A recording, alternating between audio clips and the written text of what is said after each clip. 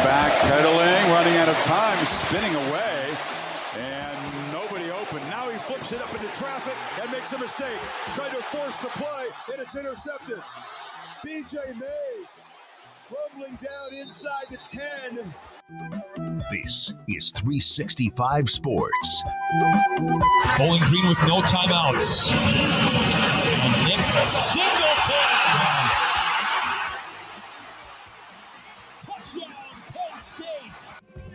365 Sports is presented by IdealMRI.com. High-quality MRIs for $497 or less. IdealMRI.com. Your health is important, so is your budget.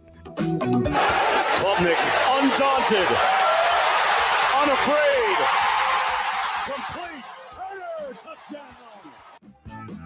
365 Sports is also brought to you by Texas Farm Bureau Insurance, protecting Texans since 1952. Why not?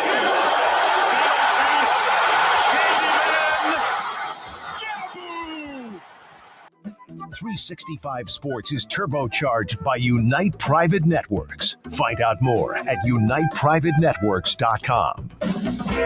Jennings on the play fake, slides it upfield. Matthew Hittner off to the races. Hittner at the 30, full speed, and the big tight end goes 75. It's a Pony Express. Now here's David Smoak, Paul Catalina, and Craig Smoak. And here we go on 365 Sports. Hope you've had a really good day up until this point, and you do the next 3 hours with us and whatever else you do the rest of the day, as we are normally in studio. Next Tuesday at this time, we'll have been broadcasting, recording, gathering interviews, Big 12 Media Days in Frisco at the Star next Tuesday and Wednesday. So this is TCU Director of Athletics, Mike Buddy. We had him on the show about a month ago. Happy July. That's nice of him. Today is monumental in the lives of student athletes across the country. Proud to have distributed over $250,000 to our deserving TCU athletes today. Go Frogs. So that today started the revenue sharing. And then somebody asked him, I thought we were distributing $20.5 million to our student athletes. How often are these payments going out? $250,000 weekly equates to only about $13 million. Would love some clarity. Thanks. And Mike Buddy responded, payments are not in equal monthly installments as they are not employees. They are strategically based on factors like transfer portal windows, tax season, etc. And you are correct. Our payments will eventually total the maximum revenue sharing of $20.5 million. Well, that's interesting to know. And they're not employees yet. But it is weird to pay someone who's not an employee, just saying, to go and do a service for you, which would be play football. Just saying. their employees in the other walks of life, but that'll change. But yeah, today's a huge day, and we'll see how. I think the thing is how different when we're sitting here July 1st next year. How different are things after year one? How do they do things differently? What changes and all of that? Today is just the day that schools can pay them directly for the first time ever. Yeah, I mean, good for the student athletes or just the athletes or whatever you want to refer to them as at this point. Good for them. I mean, it's been a long time coming. And so here we are, and it's all starting up, and we'll wade our way through these early waters and see what it looks like. And I hope to God, Paul, that a year from now we're not talking about how we're paying athletes and them making money and all of those things. I hope they're just making their money, and that's just as normal, and we're just going about talking about them as athletes and their games coming up and things like that, as opposed to all the various legalities and the explanations of how their paychecks work and why they're not full-time employees versus why this is the case. And so all this I understand is people just figuring out how all this is going to work and being interested in that. And I am interested to some extent in that. But, man, I really hope a year from now that we're not still in the weeds on just the minutia of this whole process, because none of this is really all that interesting to me. I mean, it is in that it's obviously a huge change to everything that we've ever known about college sports, and that is interesting. But yeah, I mean, I just don't care, I guess I should say, about like how the wide receiver's getting his monthly paycheck and why that's broken down this way or that way. For those that do, like Buddy, great. But yeah, I hope that once everything's explained, we can kind of move past we've got to explain everything because all of this is brand new phase. And I think that's what's good about the tweets today is that, for the longest time, is it going to get passed? Is it going to be approved? At least this is a start of another chapter. And yeah, I think everybody is worn out by what it all might mean and how it's going to happen. But today, people got paid. Good for them. Congratulations for that. Speaking of which, because of the front loading of NIL, look at the surge with Open Doors. Released its annual NIL report this June. NIL collectives paid 824% more than they did a year ago in June. Perhaps, of course, the front-loading figure having a great deal to do with that. Athletes are projected to make this year $2.75 billion in revenue sharing and NIL combined. There's no perhaps with that. That's absolutely what that is the front loading of those contracts. Yeah, there's no maybe that's it. No, that's absolutely what it is. I just think it's a fluky day, and it just went. No. That's absolutely what that is. There's no perhaps to it. So yeah, that jumped pretty sky high as people are trying to beat the wire, I guess you could say, or phrase it a different way if you like, but trying to do all you can before crossing that line of perhaps no return, where everything's now much more, formulated out or formulaic and black and white versus what it has been for the last couple of years. So while they can, they're following the path of, Texas Tech's a great example of, doing all you can before these new rules are in place. And so I think everybody's doing that. They're just maybe not getting as much exposure for it. And so, yeah, that's what that says to me. Yeah, no, it does. And so there's a graph. I like looking at graphs. The numbers, I probably should read those a little bit better. But overall, collective spent up to 242% from this time a year ago. And there was that massive jump this June, last month, because today is July the 1st. I reached out to Blake Lawrence to be on the show. He and his family are headed to Europe to enjoy. I'm sure some of this might pay for that flight to wherever he's going in Europe. But good for Blake Lawrence, former college football player, and a guy that's done a hell of a job for student athletes around the country. Yeah, and I'm curious to see how front-loading all of this and trying to buy as many transfers and keep as many people works out for teams, because it's kind of like watching a team go on a free agency binge, right? Like the Marlins used to do. And it worked out for them twice, but in between they couldn't do anything. So is this one of the last years in college football we'll see something like that, where you do that? Now there's all kind of different ways you can spend your allotment or do things based on the time of year. Or, Craig and I talked about when you were gone, is that there's, some thought as to teams, like they called it it would be called tanking in pro sports. But if you get down to the wire and realize that no matter what you did, your roster is just not complete, you'll, instead of, going out and trying to spend big, you'll save money, roll it over into the transfer portal time and say, all right, we got to do the best with what we have.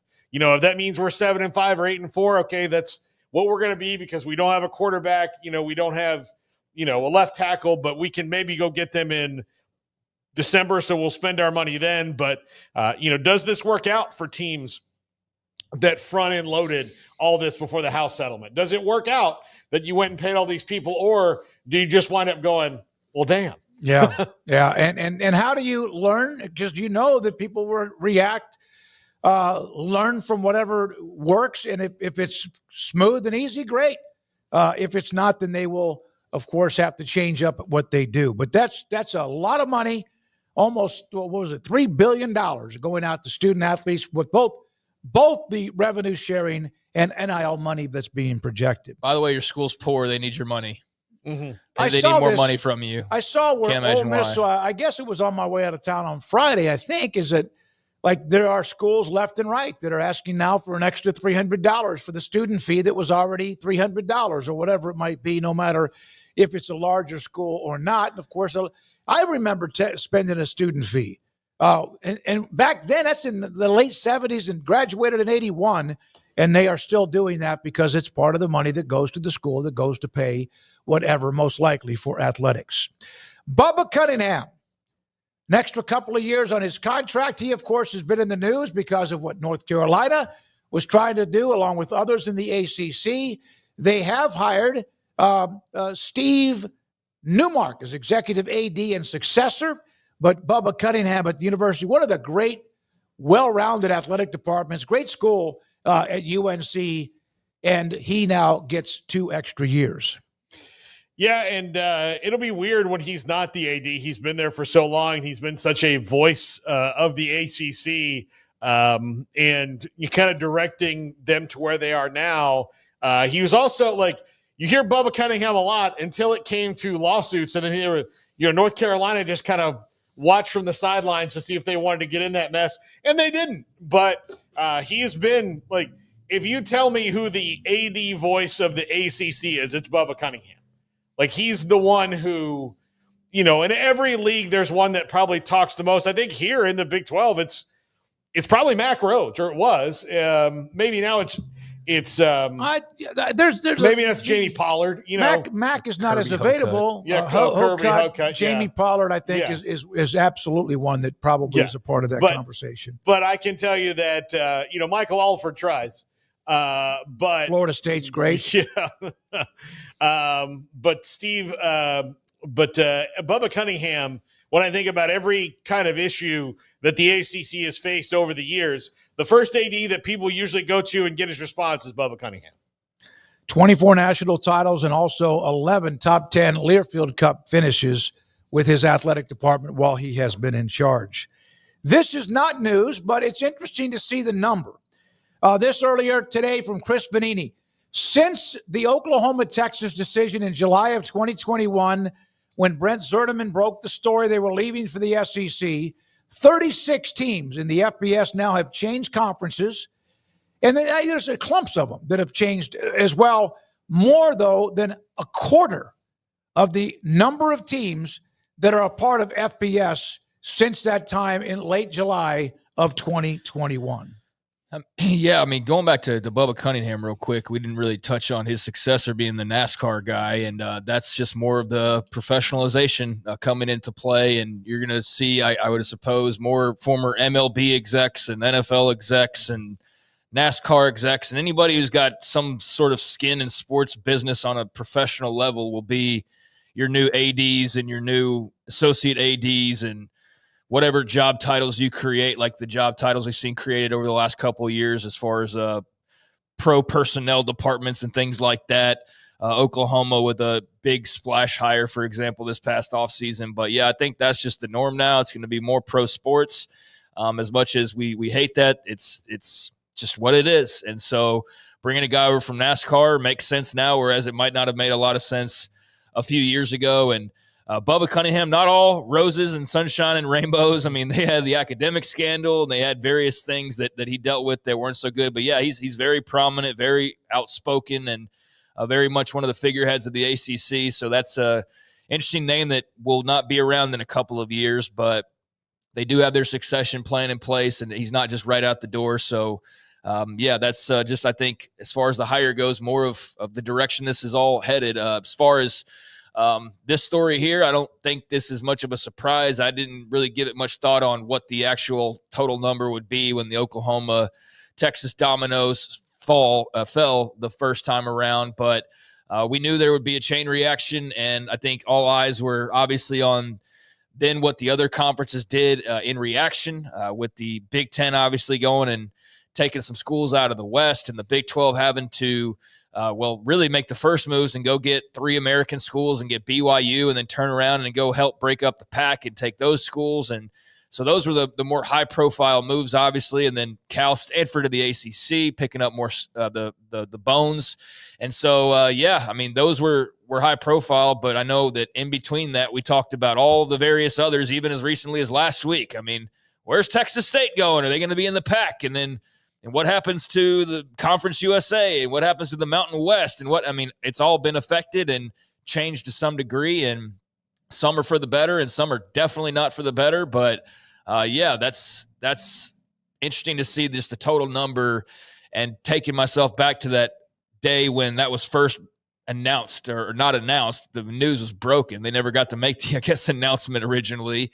But when Brent Zwerneman came out with that, we knew there would be massive tsunamis of change that would follow. And sure enough, 36 teams moving, I think qualifies as a pretty big tsunami and shift in how things were operating before. 36 teams, 8 of them to the Big 12. The only thing that makes me kind of happy about that day that seismically shifted the world of college athletics is that Texas and Oklahoma and the SEC had planned, I'm sure, this big rollout of this news. And then Brent breaks the story, and they basically have to go And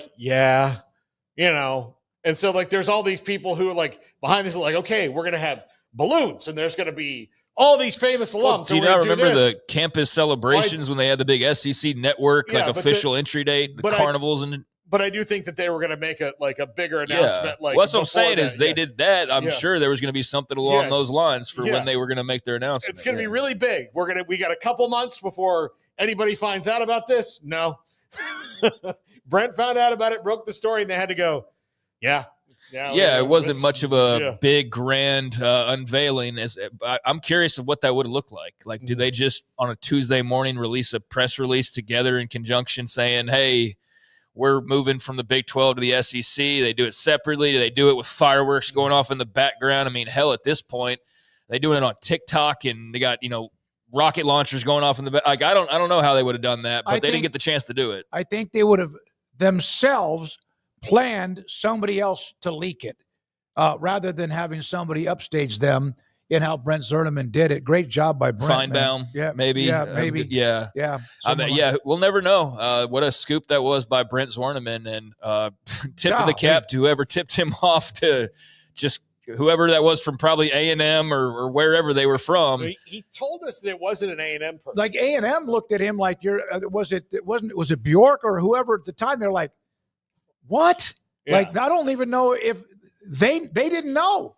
But somebody tipped him off, obviously, and for a reason. Yeah, and I'm glad that they did, because it created so much more of a different type of chaos, and it did allow those who were going to be most directly affected a chance to go, wait, what?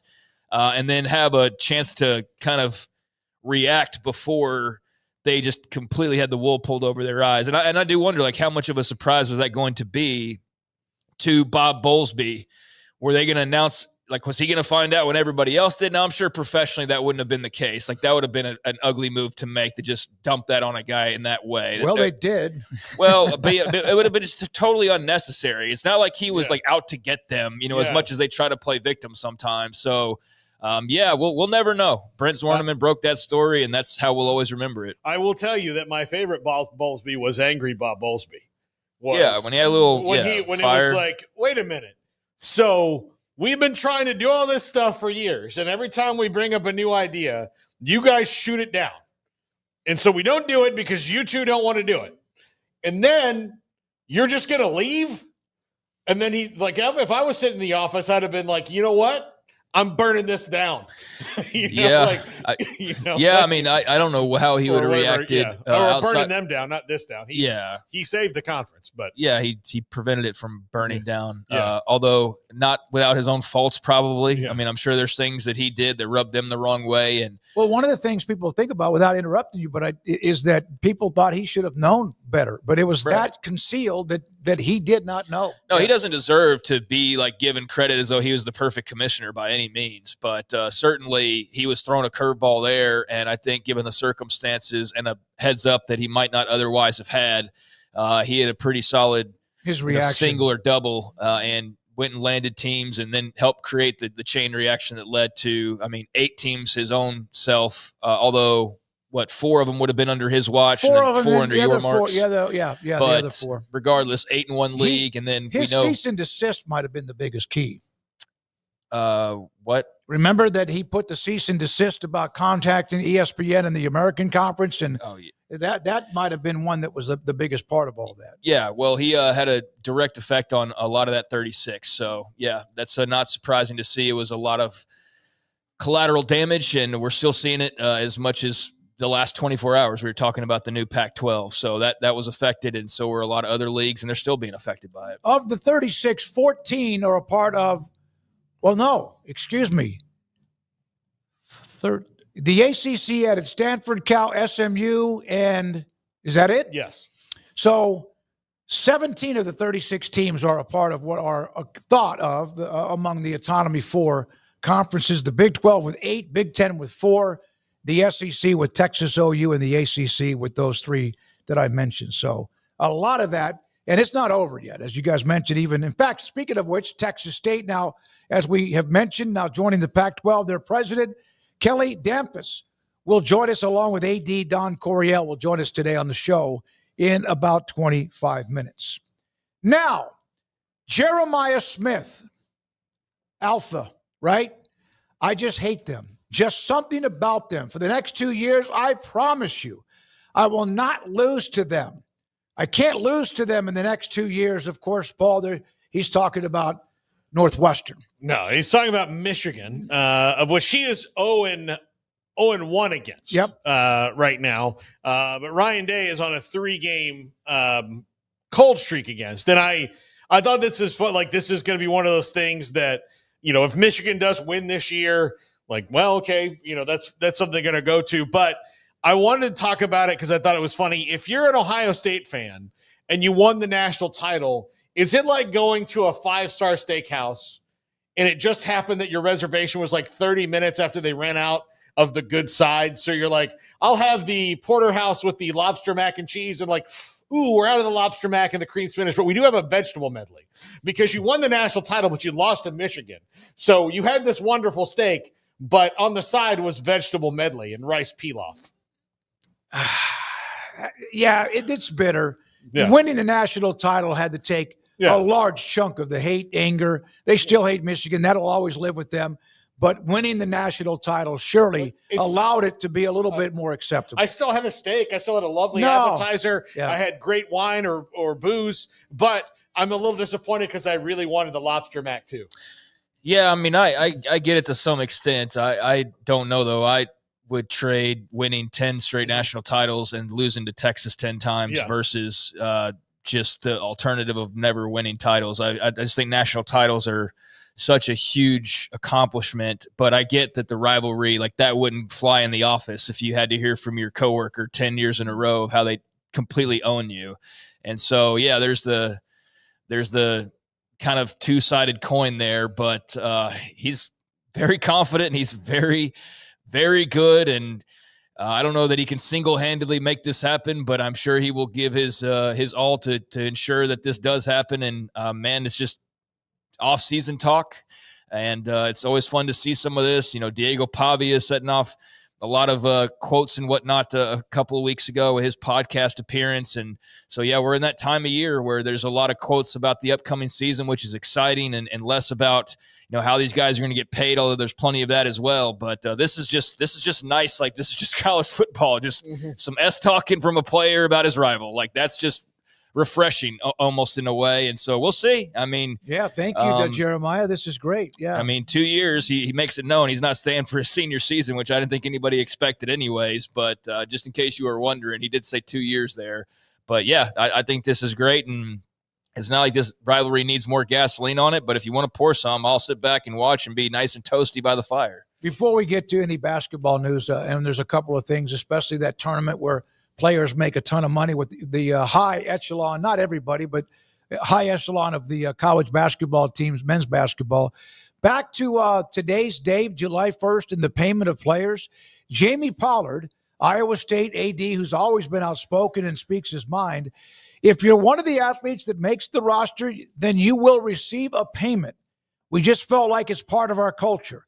We wanted to be able to stand before our student athletes and say, although we're distributing the majority of the money to the athletes who are in the sports that have earned the money, all of our athletes will participate in the revenue sharing model.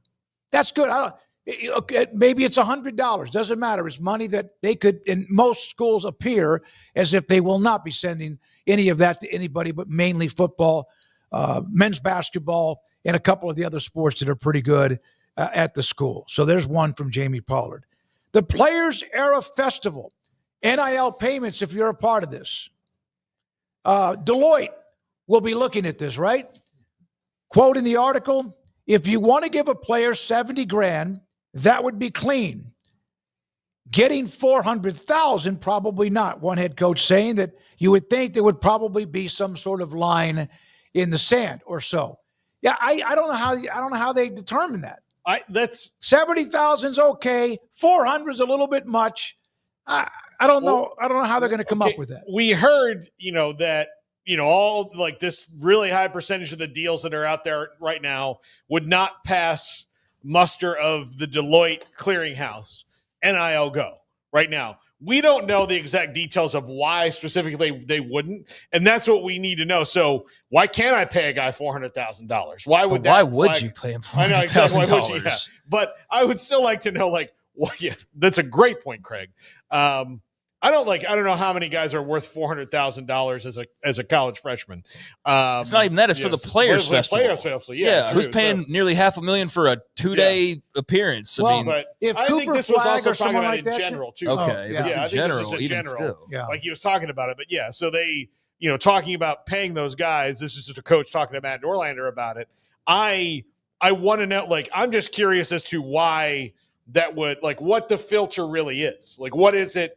And the reason I'm curious about that is because I know that there's lawyers out there that are going to be like, well, this is bullcrap. We'll just challenge this. This is too arbitrary.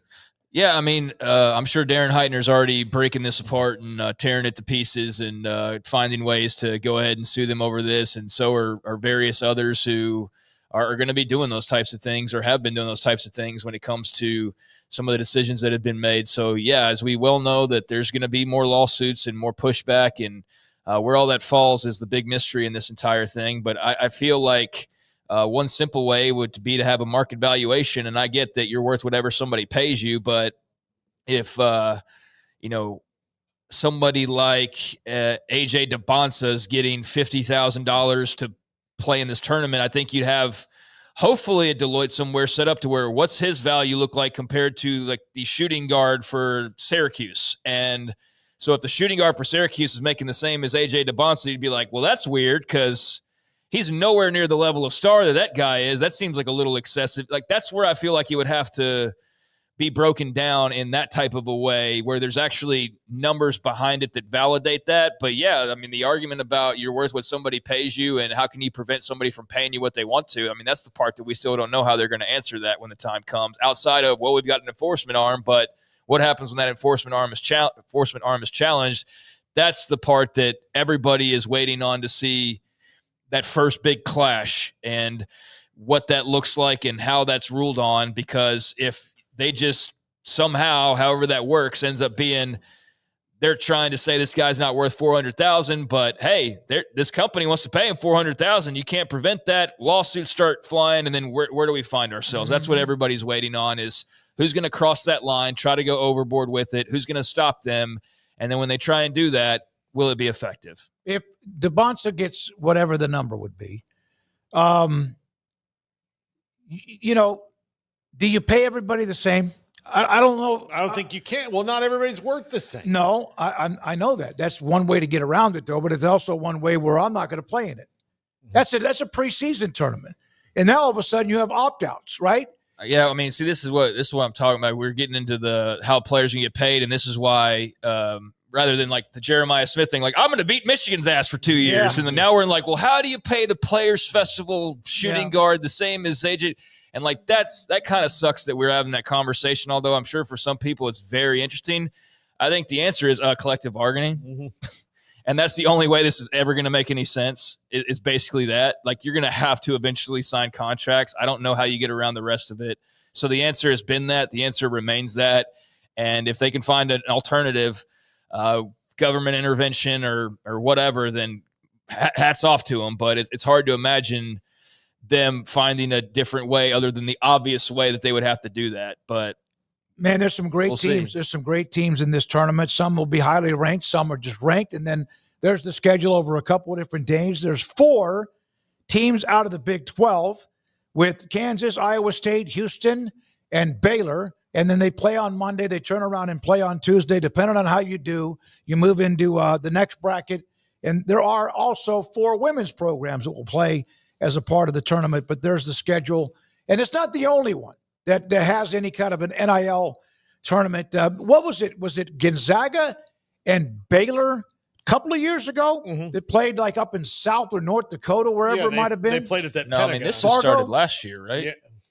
This one started last year, but I'm just talking about Baylor that did matchup. a couple of these NIL games in different spots. They did one in Detroit last year, right? They may have done that. I think so, yeah. Vinny Johnson probably sponsored it. I think pretty much everything that used to be anything has to now pay guys to get them to do anything. Like if it's an award show, if it's a bowl game, if it's other than the experience itself, and maybe that sells some people, but I think anything extra at this point that you're trying to get teams to do, you're going to have to pony up money for it now, because you've just broken the dam and it's all free reign to get paid and to pay. And so, these players era, these NIL festivals, I mean, look at the number of teams in here, 18 teams in this bad boy. So, they're going all out for it. And I think it's a great event. It's got some really cool teams as a part of it. And looking forward to seeing some of these matchups when the time comes. But, yeah, some big brands battling it out. Was that St. John's, Iowa State? Yep. Ought to be nice. Who else is on there?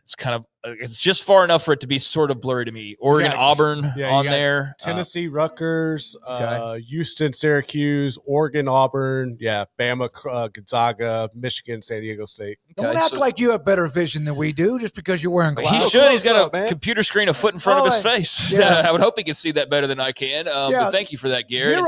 Here are some of the ranked teams, Greg, not without the teams, but 13, 19, 2, 1, 14, 21, 8, 18, 22.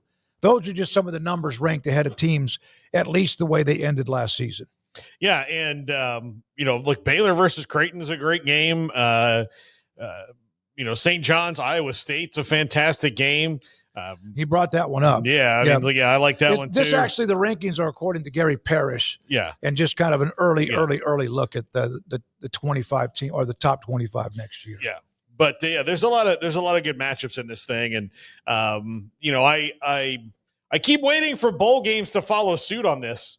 Talking to Chuck Todd last week, he kind of agrees with me, and the three of us has talked about it. I think they should move the bowl games to the beginning of the year and make them NIL games. That way, everybody plays. But the ones that are not the bowl games, are they making money? How many of the bowl games are actually making money? Yeah, well, that's my question. Would they make any money if they did it at the preseason?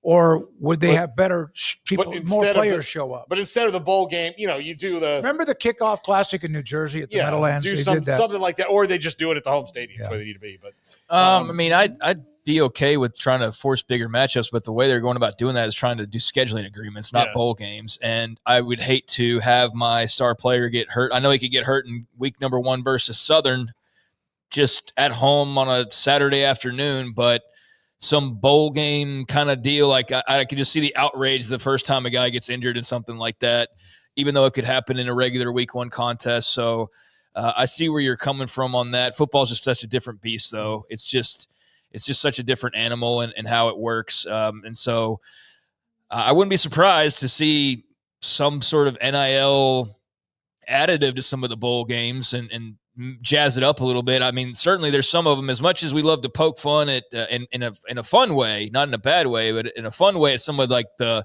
Bahamas Bowl and things like that. Some of those are kind of like, they're kind of old. Like they're kind of, like, you can kind of fresh up some of bowl season without ditching bowl season entirely.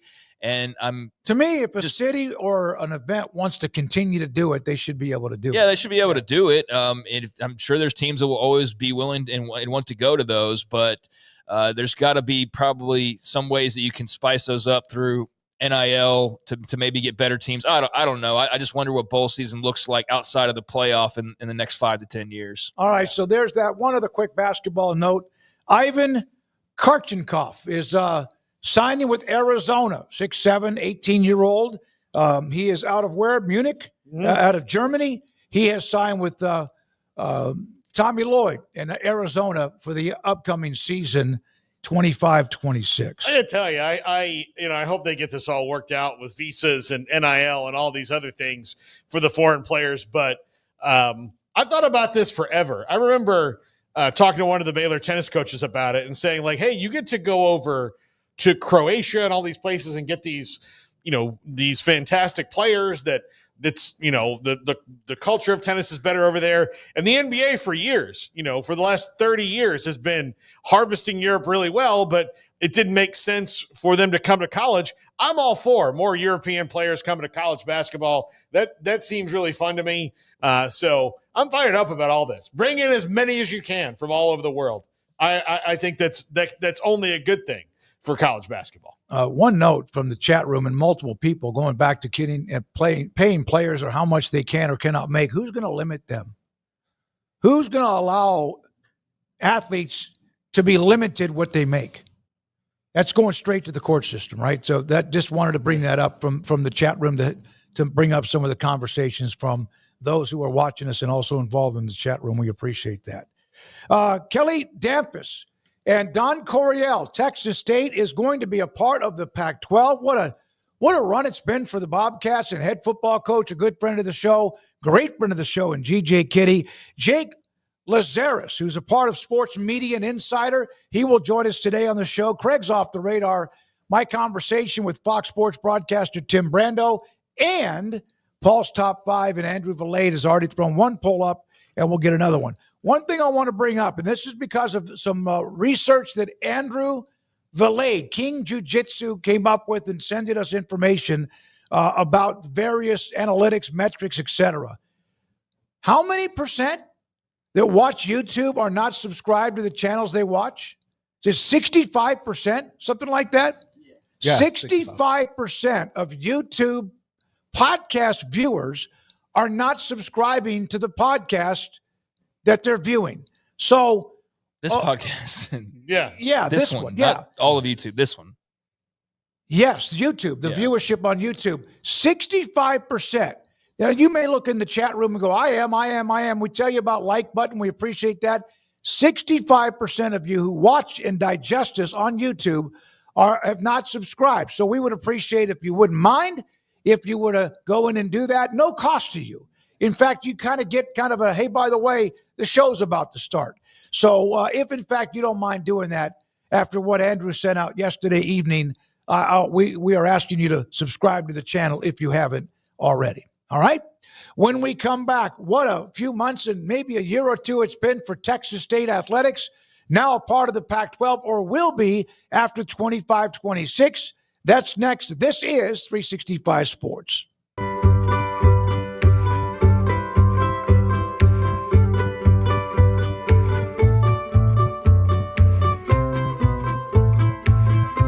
Pleasant. It's different than any other dentist office. I really feel like they care. And it's not that you're here for 2 hours waiting on someone to take care of you. It's quick and easy, and I bring my kids, and my kids love being here too. They really love the treasure box. Staff is really nice and accommodating, real friendly. You feel more like home. It's not sterile looking. Everybody has their own personalized rooms with decorations and decor, and they'll even have a blanket for you when it's cold. I've recommended people to actually come here, and they are patients now. I really love it here. It feels like family.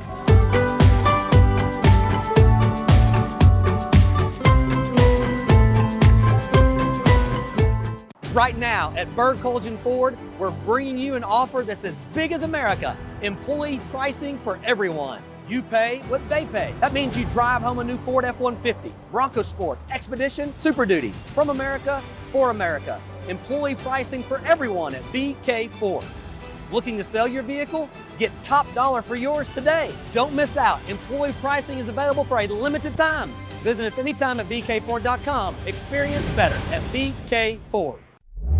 I'll never get used to this.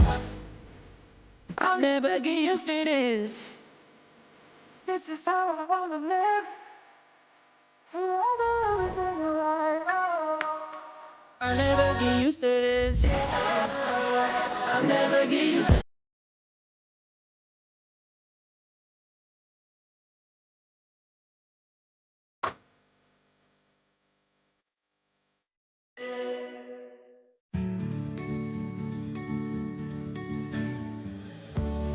Whatever it is you wrangle, whatever seeds you sow, no matter what you nurture or what you choose to grow, at Texas Farm Bureau Insurance, we're proud to protect all Texans.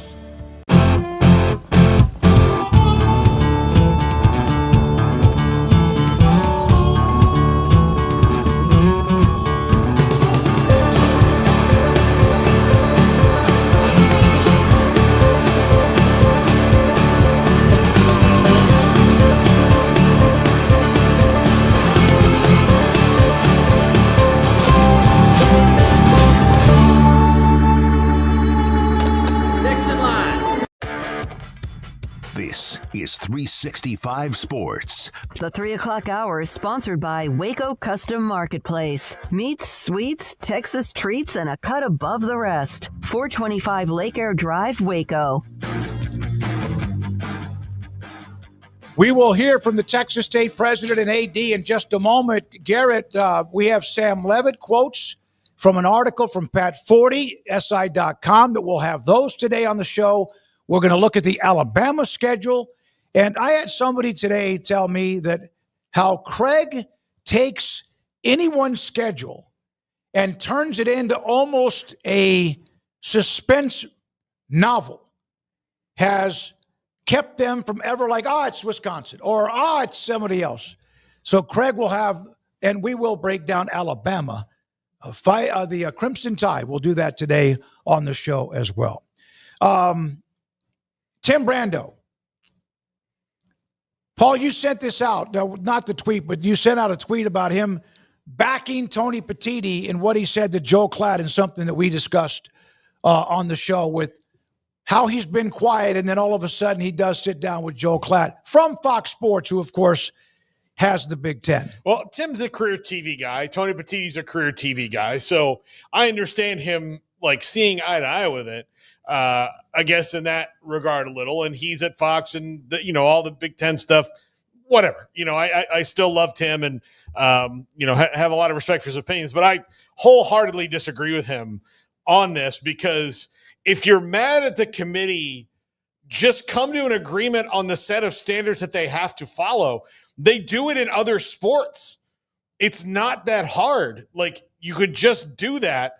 The problem is that if you start to get egalitarian in your standards, then the two conferences who are mad about the standards are going to continue to be mad, because then the things that they put up as propaganda don't get included in those standards. But, and look, scheduling harder games and encouraging scheduling harder games, better games, and all of that, I think most college football fans are for that. But, giving the committee better direction,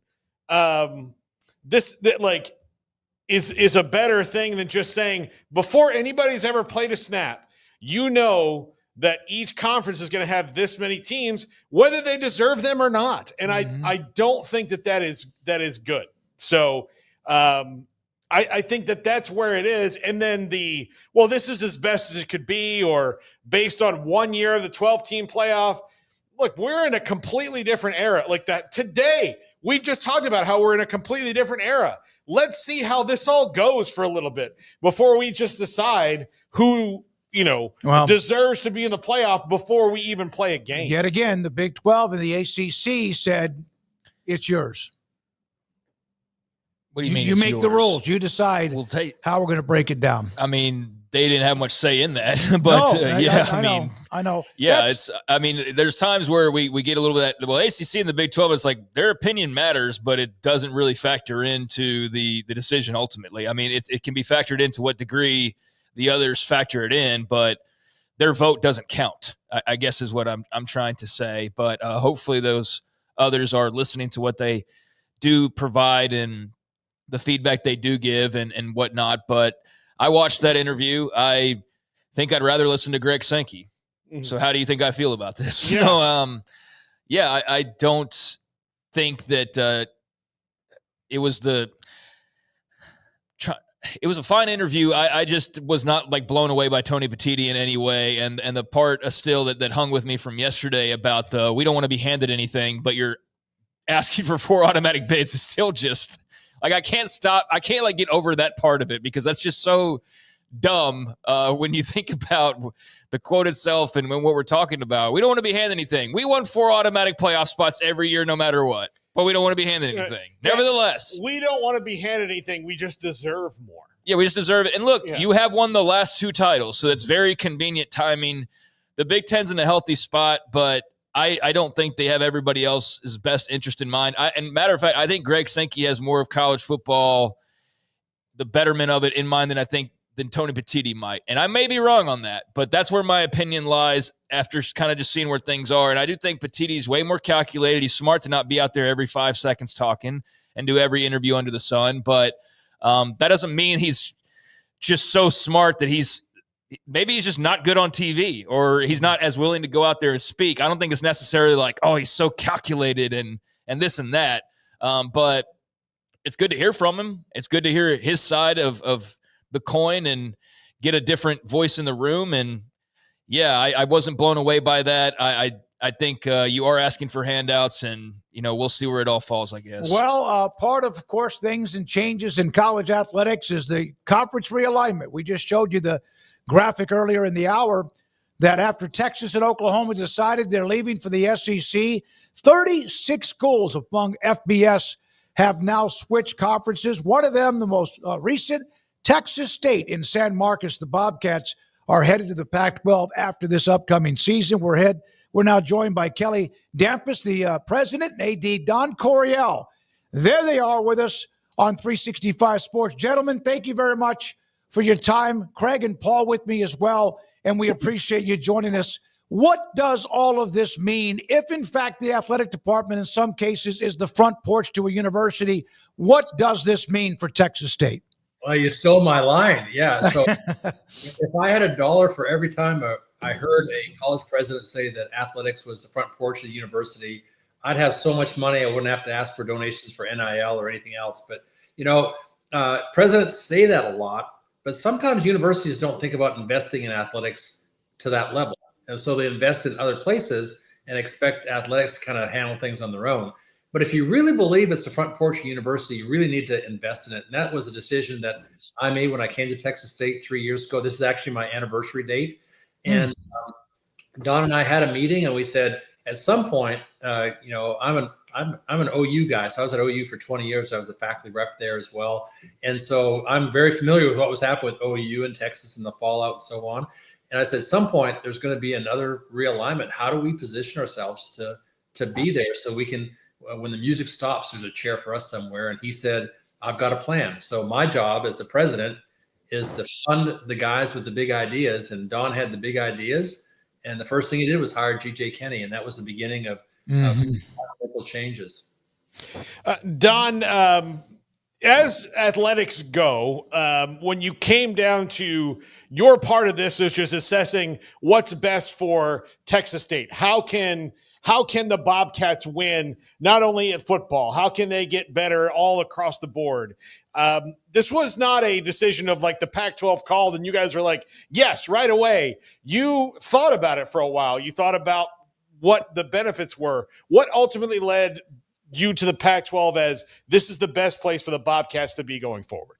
Well, there's a lot of different things. And one, thanks for having us on the show. We appreciate it. For me, when you get into college athletics, either as an administrator or as a student athlete or as a coach, you get into it because you want to compete at the absolute highest level, right? That's where the excitement is. You really want to challenge yourself. I think that's what I'm probably personally most excited about is the competition, the peers that we're going to be with now.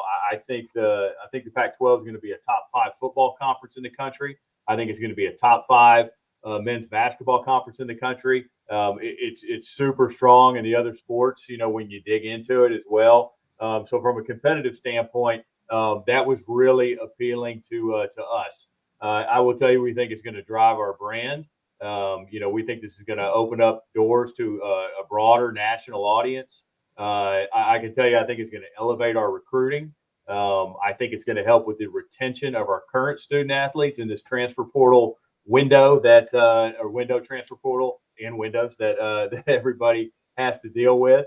And I think the excitement for our fans is really going to help us financially. We think we're going to sell more tickets. We think we're going to have more donations. We think we're going to be able to fundraise more for our capital projects. So there's a lot of benefits of this move. It was just a massive announcement for us, and we're super excited about it. Don, in talking to your coaches on a daily basis, probably hourly basis in some cases, depending on what's going on, you're obviously keeping them apprised as best you can with what you can tell them along the way. But as this sort of started to come to a head, what's been the reaction of the coaches and the opportunities they see, but also the challenges and just the excitement level over it all? Yeah, it was awesome. I've said this on a couple of the other interviews. When our Board of Regents approved the move yesterday, I opened up the office, started walking down the hall, and just started high-fiving anybody in sight, right? And then we kind of went straight into a head coaches in full staff meeting that we had. And when we walked in, there was just a level of excitement in that room. You could just feel it. You could see it. I know our coaches are excited about this. I know our student athletes are pumped about this. The smiles, the congratulations were all over the place. Afterwards, I got a chance to visit with our men's basketball program because not all of our student athletes are on campus right now. And our men's student athletes were basically in their locker room. So I popped in there and told them, and you could just see, man, the guys were excited, right? I mean, they know that they're going to get to play against Gonzaga. They know that they're going to get to play against San Diego State and all the other great institutions that are in the league. And so overall, the staff and coaches, this is a big deal for them, right? This is such a great opportunity to compete against some of the best institutions in the country, and they're fired up about it.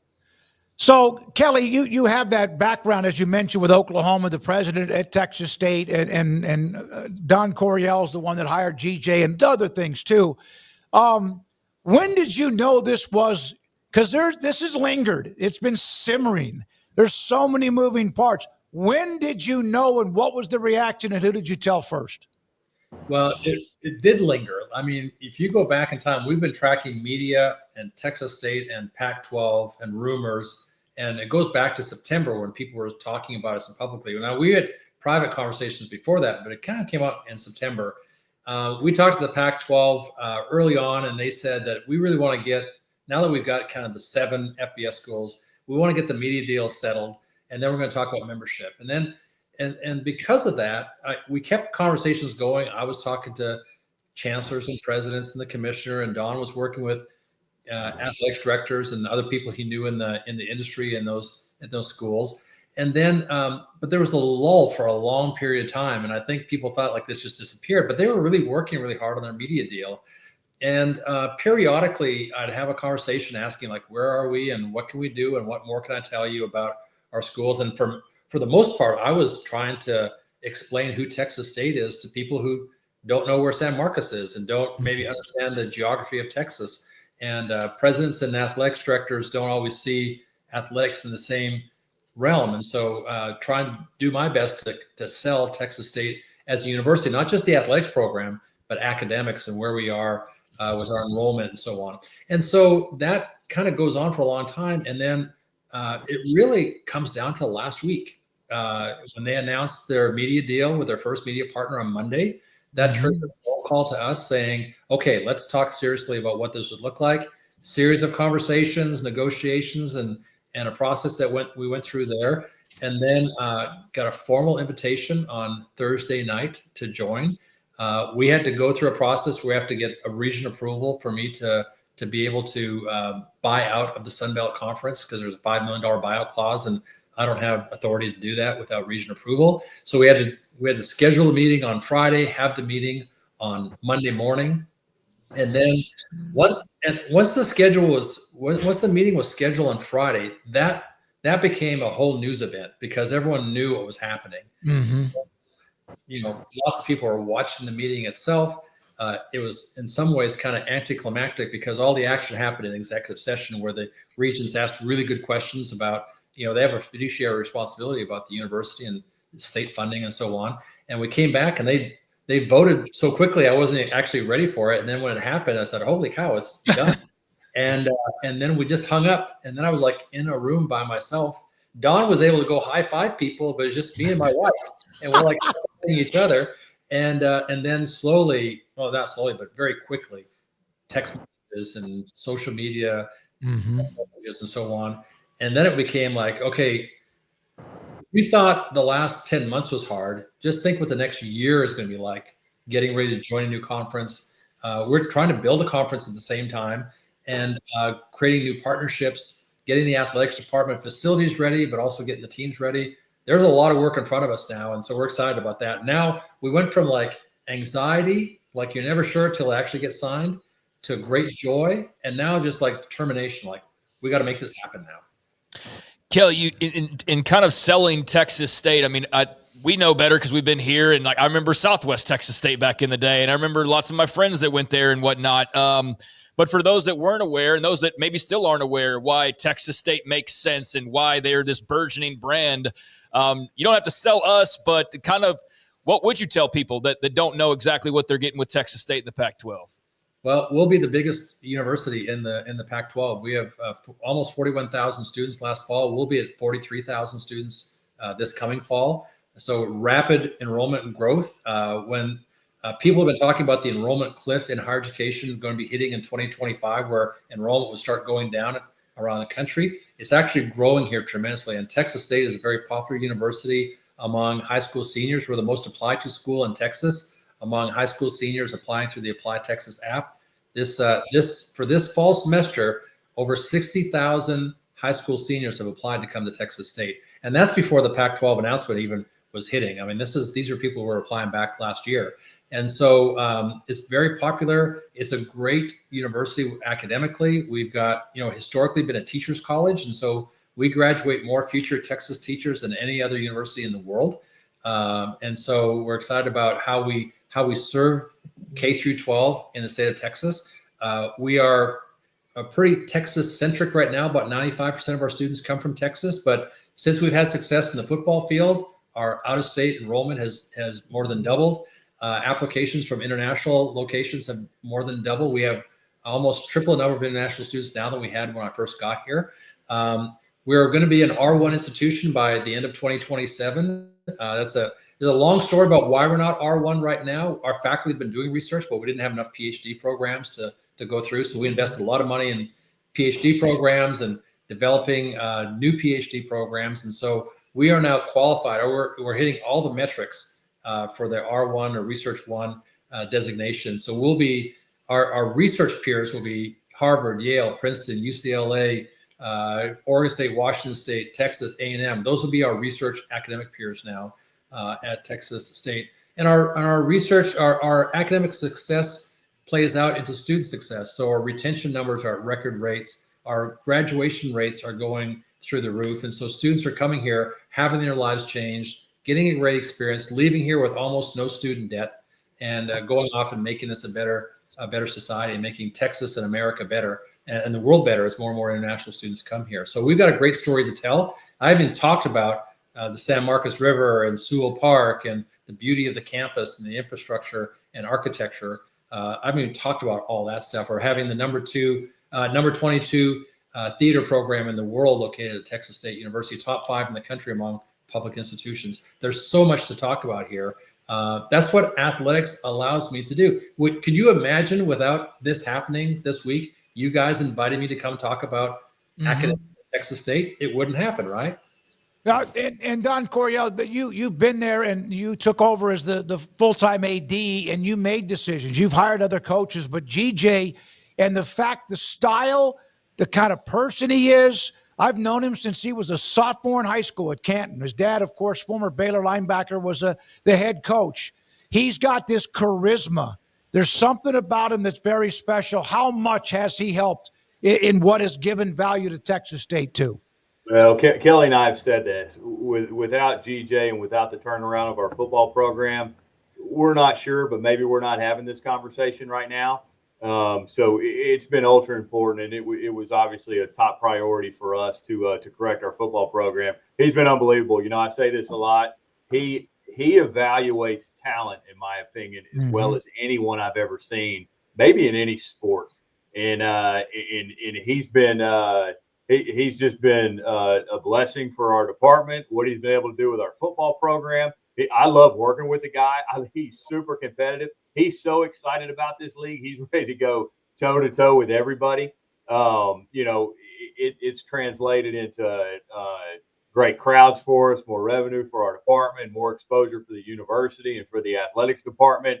I'm not sure we could ask for more than GJ Kenny has been able to do for us. Just thrilled with the results, and you know, moving forward, we expect bigger things. We really do. We think the Pac-12 is the best path for our football program to go to the college football playoffs, and that's our goal.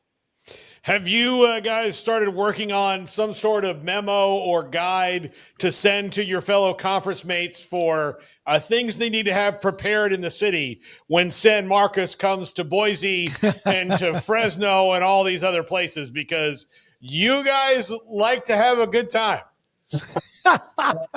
It's funny. We went to our first bowl game in December 26, 2023, a date that is burned in my memory.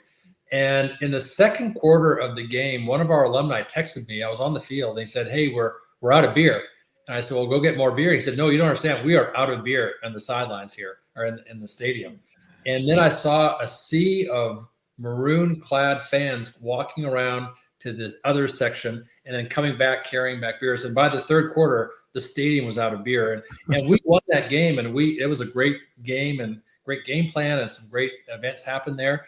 But the story of the stadium running out of beer actually had longer legs, using a media parlance. People are still talking about the fact that we ran out of beer at that game. And the next year, we played there the next year, and they didn't run out of beer that year. They were ready for us. Right. We got to get people ready for us. Hey, I tell you, we're having fun here. We're Texas State. You know, this is what we do, right? I mean, even with our kind of press conference celebration event on Monday, we talked about this. You know, we could have had this on our club level at our football stadium, but you know what? Everybody has one of those. So we're going to take this thing to Sewell Park, which is the crown jewel of our campus, where the San Marcos River runs right through the beautiful, crystal clear San Marcos River. For all we know, Kelly and I may do the press conference floating on inner tubes down the river. But we're going to have fun here. And to your point, hopefully those teams are ready for us. I went to Randolph High School, which, as you guys know, is just right down the road, the Air Force Base. I know all about those rivers. I know all about all the Stinky Falls and other places that are around that New Braunfels, San Marcos area. When it comes to the money you're about to make in the Pac-12, they just got the new TV deal. Compared to what you're doing now, is there how much was the discussion about offsetting the travel cost that are a part of now being a part of a conference that's obviously in a completely different, or a lot of schools in a completely different time zone? Kelly, you want me to take that? I will tell you, yeah, we're aware of the travel cost increase. I will say it's kind of interesting. We're going to spend more money, but we actually think we'll be more efficient. when you look at how we travel right now in the Sun Belt, there's some really long bus trips. You're talking 7, 8, 9-hour bus trips to Lafayette, Louisiana, Monroe, Louisiana, Hattiesburg, Mississippi, Mobile, Alabama. Those are trips that we will bus to with a lot of our sports. Moving forward, those bus trips aren't going to be an option. You're flying into places with a lot of, their international airports are directly in the cities that you're going to. And so we actually think that we'll save time. We are going to have to charter more with a lot of our sports. But even some of the flights within the Sun Belt are challenging. You fly to Charlotte, North Carolina, and then you got to drive 3 hours to Boone. You fly to Washington, D.C., you got to go a couple hours to James Madison. You don't have quite as much as kind of that secondary travel in the Pac-12 as well, where you're flying to an airport and then have to drive a substantial distance. I think maybe an hour and 15 minutes, hour and a half might be some of your longest flights. Longest drives after commercial flights. So we think we'll be more efficient. Actually, we're just gonna have to spend a little bit more money, and we're ready to do that. How much did it at least put you guys more on the radar, the win in 23 at Baylor? It helps, right? I mean, that was at the time a great win for us, right? It's always if you can go in and beat a Big 12 team on the road, you're going to talk about that, and that's going to linger for a while, and that's great for recruiting and it's great for messaging. But really, it was more about the comprehensive success, I would say, of not only our football program but our athletics department across the board. We won our Conference Commissioners Cup 3 out of the past 4 years here in the Sun Belt Conference. We're really strong in the majority of our sports. We've got a few that we've got to work on. We understand that, but I think our overall success was super appealing. And then obviously the recent success of the football program, drove a lot of this as well. Southwest Texas State, of course. Oh, I'm sorry, Don, go ahead. No, Kelly, I'm sorry. I was just going to say that, football has shown also that when we get on TV, a lot of people want to watch us. We don't get on TV quite as much with our current contract, but we had more people watched our first bowl game. 2.8 million people watched that game. That was the most watched sporting event that day. We had almost 2 million people watch the next bowl game the year after, which was on Friday afternoon, about 3:00 in the afternoon of a work week. We had Arizona State come here and play on a Thursday night. We had 1 million people watch that game, and the stadium was packed for that. And so people want to read about, they want to watch Texas State compete. I think part of it's the style of play and the exciting coach that we have and winning games. That all plays into this kind of the whole package about why Texas State athletics was attractive. But as Don said, it's across the board. Everyone pays attention to men's basketball and football, but being successful in all the sports also played a huge role in this effort as well. Don, you guys have a great history in baseball as well. I mean, there's a lot of things, and it's interesting to hear. Like you mentioned that Arizona State game. Arizona State, I think, on a much larger scale, had kind of the same issue you guys did before you came in, Kelly. Of like you have this just huge university that's making all these changes. Their athletics weren't doing anything. Texas State, before you guys kind of came in and took over, was a little bit stagnant. How come that? This is kind of a new thing of athletics being the front door, as we've said. Kelly, I'll let you answer that first, and opening that up that more schools haven't followed. Like it honestly took Arizona State moving into the Big 12 for them to go, oh, we probably need to kick some bucks over here. Yeah, it's interesting. When I was at University of Oklahoma, one of my favorite stories was of an early president that had been there for many, many years. And after World War II, they recruited a lot of veterans from World War II to come to Oklahoma to play football. And you may know this, but Oklahoma has the longest holds a current record for the longest winning streak in NCAA football history. And they lost to Notre Dame, then they won 56 games in a row, and then lost to Notre Dame again. But along the way, the president famously quoted, "I want to build a university that the football team can be proud of." And I've never forgotten that quote because it talks about in that university, the football team was telling the story of OU. And now when you think of OU, you think of athletics, but you also think of prestige because of how OU gymnastics and softball and baseball and basketball and football have all done well. There's a halo effect of athletics that actually tells people that if athletics is good, the whole university must be great as well. And so I got to serve alongside Joe Castiglione, who's known as one of the best athletics directors in the country when I was a faculty athletics rep there. I got 5 years of tutelage under him. I saw how he invested it wisely into making his athletic programs be so great. And the proof is in the pudding, what he's done there, because things were rough before he got there. But that just, to me, was a lesson in the power of athletics in the modern culture of higher education in America. Academic reputation is important, but athletics really leads the way. You know, it's amazing, Don and Kelly, again, from Texas State University, headed to the Pac-12 after this upcoming school year. I just had a couple of comments in the chat room about, man, Texas State has a lot more going for it than I knew prior to this segment. But I go back and I think about this only because I mentioned I went to school in San Antonio. The 1981 and 82 football teams won a national championship with Jim Wacker, who went on to play or coach, of course, at TCU. And this blows me away. And yet this is who we are now in college athletics. The changes that Texas State has a chance to be able to do something like this when really 25, 30 years ago, this was just not going to happen.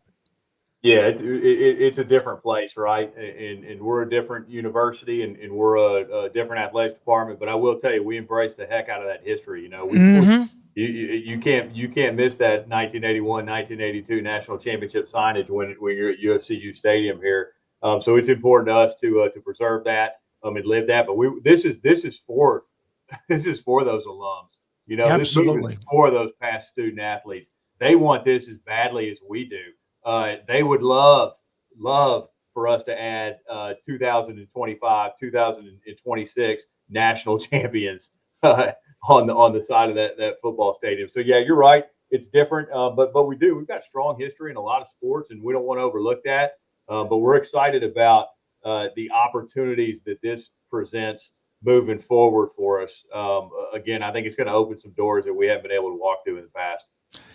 Kelly, if as the president, but last question for me, and we appreciate you guys again, your time today. Today, July 1st, started revenue sharing. Today, money went to student athletes around the country.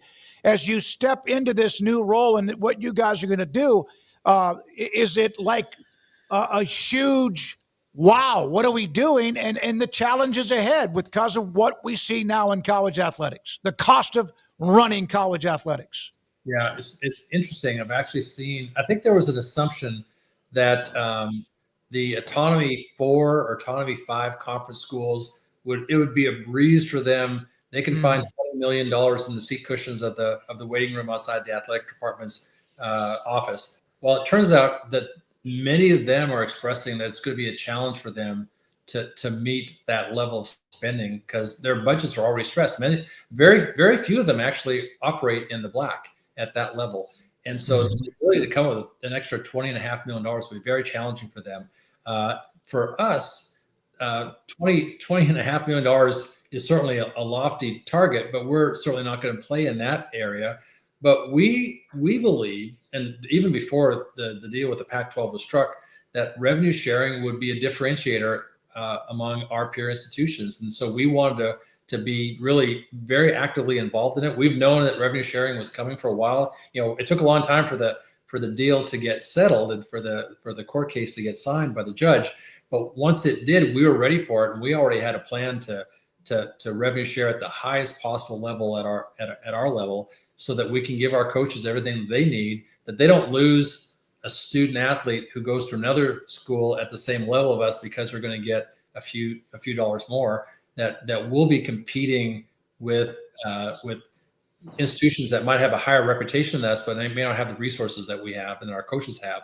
And so I'm excited about that. I think being in a different conference will help us retain a lot of our students and attract some students to come here, but that's not enough. You've got to be able to share revenue at a level that makes a difference because in many ways, these student athletes are making business decisions that each of us would make. And you can hate the game, but you can't hate the players because they're making decisions that we would all do. I know you guys got to go. By the way, thanks to Lindsay Olson. We knew her when she's been in the role of where she is now with you guys. She's great at what she does, help setting this up. We do appreciate your time. Thank you guys, and congratulations on what's happening. Thanks. Thank you. Thanks for having us. Thank you. That's Kelly Damp is the president, and also Don Coryell, the director of athletics at Texas State University in San Marcos. What a time it's been for them. We appreciate the access. I know that was a little longer than sometimes we have segments, so hope you enjoyed that. And a bunch of you that didn't know much about Texas State when we started the segment, congratulations to them. And also they're about to be a part of that Pac-12. We'll have G.J. Kinney on and give us that football perspective, obviously, very soon. Just around the corner, we will hear from Jake Lazarus, sports media insider, a lot of it on what the NHL is doing as what they're trying to do. Much respect. Kim Coulter, Super Chat. Much respect for shining the light on TSU, Texas State University. Thank you very much. I love that feature that we have that can put the Super Chats up on the screen. We do appreciate that a lot. When we come back, Jake Lazarus and more around the corner. Craig Smoak and Off the Radar. Paul's Top 5. Andrew's polls. One of them's up. We'll have the results at the end of the show. And Tim Brando, had a chance to record him earlier today on many things college football. And is Tony Petitti getting off lightly compared to Greg Sankey and the thoughts about the automatic qualifiers? This is 365 Sports. The Baylor alumni fan engagement run by Doug Furch and also Paul Thorpe. Good people. I've known them a long, long time. We have been on the road when we did shows based on NCAA tournaments, bowl games, and more, when they would set up a way for alums and donors and fans, for example, a bowl game, tournaments, etc., to come by and enjoy with Baylor on the road. Every school has some sort of a alumni fan engagement department. Baylor's is Paul Thorpe and Doug Furch. And I'm telling you, I know Doug well enough and Paul, they work their butts off to make sure that when they're on the road, for example, they're going to be at the George Bush Library when they're playing SMU to open up their first road trip of the 2025 football season in Dallas. The Baylor fan engagement, Paul Thorpe and also Doug Furch. Go to Baylor.edu. Let Camille Johnson Realtors guide you seamlessly through the process of buying your dream home or selling your current one. Commercial, farm and ranch, or residential, Camille Johnson Realtors can smoothly and successfully lead you through any transaction. With a team of 28 experienced agents who are excited about serving you, Camille Johnson Realtors services the entire greater Waco area. If you're in the market to buy or sell, contact Camille Johnson Realtors, 104 Midway Center in Woodway, or find them online at www.camillejohnson.com. Camille Johnson Realtors, elegant, charming, warm. Welcome home. Pizza, burgers, and Bears football. There's no place around Waco that serves them all other than Bubba's 33. Come show your green and gold and enjoy some of Waco's best food and beverages while watching your favorite team, the Bears. When real Bears fans get hungry, Bubba's 33 is the #1 spot for ice-cold drinks, hand-stretched, stone-baked pizzas, and bacon-infused burgers. Join us for indoor or patio dining. Bubba's 33, Waco's restaurant and proud supporter of Baylor Bears football. Sick 'em, Bears. Don's Humidor, your home with a 48-foot walk-in humidor with the elite cigar brands from around the world, including the #1 cigar of the year, Aging Room Cuatro Nicaragua. Plus, they have the great brands like Macanudo and Artur Fuente, Rocky Patel, Aston, and so much more. CBD, great for sore muscles, aches and pains, sleep, Vita Dreams, and anxiety, mild depression, general health and wellness. Their staff very knowledgeable on the subject. Don's Humidor in the Townwood Shopping Center off Valley Mills in Waco.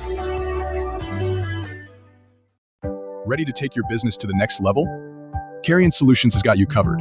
We deliver world-class IT consulting, including Quest On Demand and Migration Manager, M365 and Exchange migrations, Active Directory assessments, security hardening, and Windows Server upgrades. Our experts specialize in consulting, monitoring, support, and managed IT services. We promise vision, professionalism, and unbeatable value. Satisfaction guaranteed. If you're not happy, we make it right. Remember the name Carrion Solutions. For more info, email sales@carrionsolutions.com or visit carrionsolutions.com. That's CARRION solutions.com. Carrion Solutions, IT success guaranteed.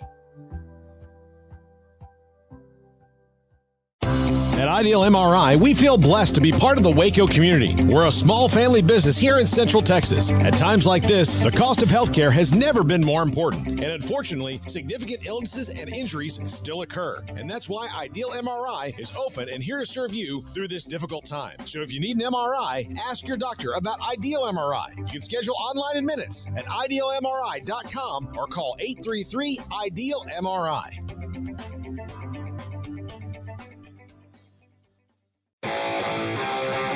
This is 365 Sports. Text us at 254-339-1122. The text line is sponsored by Riverbend's Liquor and Wine, with the most extensive variety of craft beer in Waco.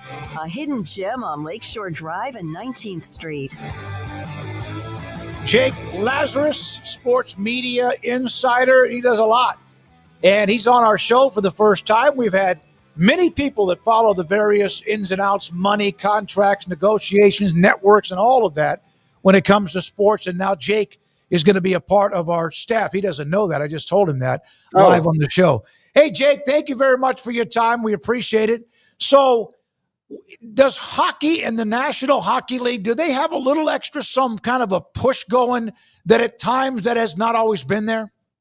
Well, first, I just want to say thank you guys so much for having me. I'm super excited to be a part of the show. And for those that don't know who I am, I run a media company that does a podcast, a newsletter, and some other content on socials, just covering the business world of sports. And talking about the NHL, I just put out a newsletter yesterday covering the NHL. And I kind of have a yes and no answer to that question. I just wanted to start with the positives. Of course, ESPN and TNT bring broader exposure to the league. So first of all, yeah, it's great. They do have that type of momentum. And this new CBA gives some added stability to the league, which is going to be really awesome in negotiations moving forward. And also the expansion of the regular season from 82 to 84 games starting in a couple of years is a big time revenue boost for the league, even though that change seems pretty small. But on the no side, Stanley Cup viewership numbers were low, right? Like no one debates that.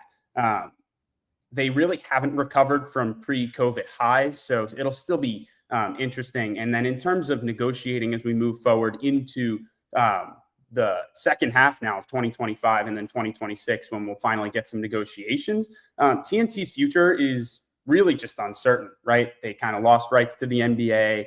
And if the NHL does demand that $1 billion number that I think is quite reasonable, I don't know that TNT will really be in those negotiations. But of course, I definitely could be wrong. What do you think when Major League Baseball, they're trying to redo their media deal right now, when they see the NHL doing this and getting a little bit of a bump, but also having some uncertainty, how do you think they approach it? Because the RSNs, in the way that happened, kind of screwed baseball. And now it is really hard to watch a game, even in your local market, if you don't know exactly what app you're looking for, because many teams have their own now. Right. So where I think Major League Baseball is going, and again, this is the long-term future, and then I'll bring it back to the short term. But the long-term answer is I think Major League Baseball wants to reacquire as many teams' rights as possible over the next decade or 15 years. Just to give a little explanation, if you look at a league like the NFL, right, the NFL owns all the rights for all their teams. So they send them out to Fox and NBC and CBS, whoever. In baseball, all these teams kind of fire off their own regional deals with their own RSNs, which makes the talk for the near future really complicated because a lot of these regional networks struggle to generate revenue, right? Baseball games is really just an inventory product. It's not as appointment viewing as a football game, right? When you have 162 of something, you're not as likely to tune in on the regular as if there's just 17. So in the short term, I see some of these RSNs folding. And in the next 3 years, I see the league turning to a new national package, right? We saw ESPN dip out of that package for kind of finance reasons, just some real disagreements on value of the media rights of Major League Baseball. And I think there's potential for a network like NBC to get involved, or a network like if it's TNT or if it's Apple to get re-involved with Major League Baseball. We saw that a number of years ago. So I think there's a lot of different paths they could go in the long term, but in the short term, I think they bring in another media rights partner. Jake, when you look at the NHL season, which is about almost the identical length of the NBA, give or take a couple of games, I never saw anybody. I see people wanting more college football games. The NFL's adding games. We all know why. But the NHL season is expanding by 2. Why? Well, I mean, it's really simple, right? 2 extra games is 32 games across the league, and that's 32 more opportunities to generate revenue, right? Sports is all about making money in North America. And my line on Sports Media Insider is if you're not understanding and following the business of sports, you're really missing more than half the picture of what's really going on.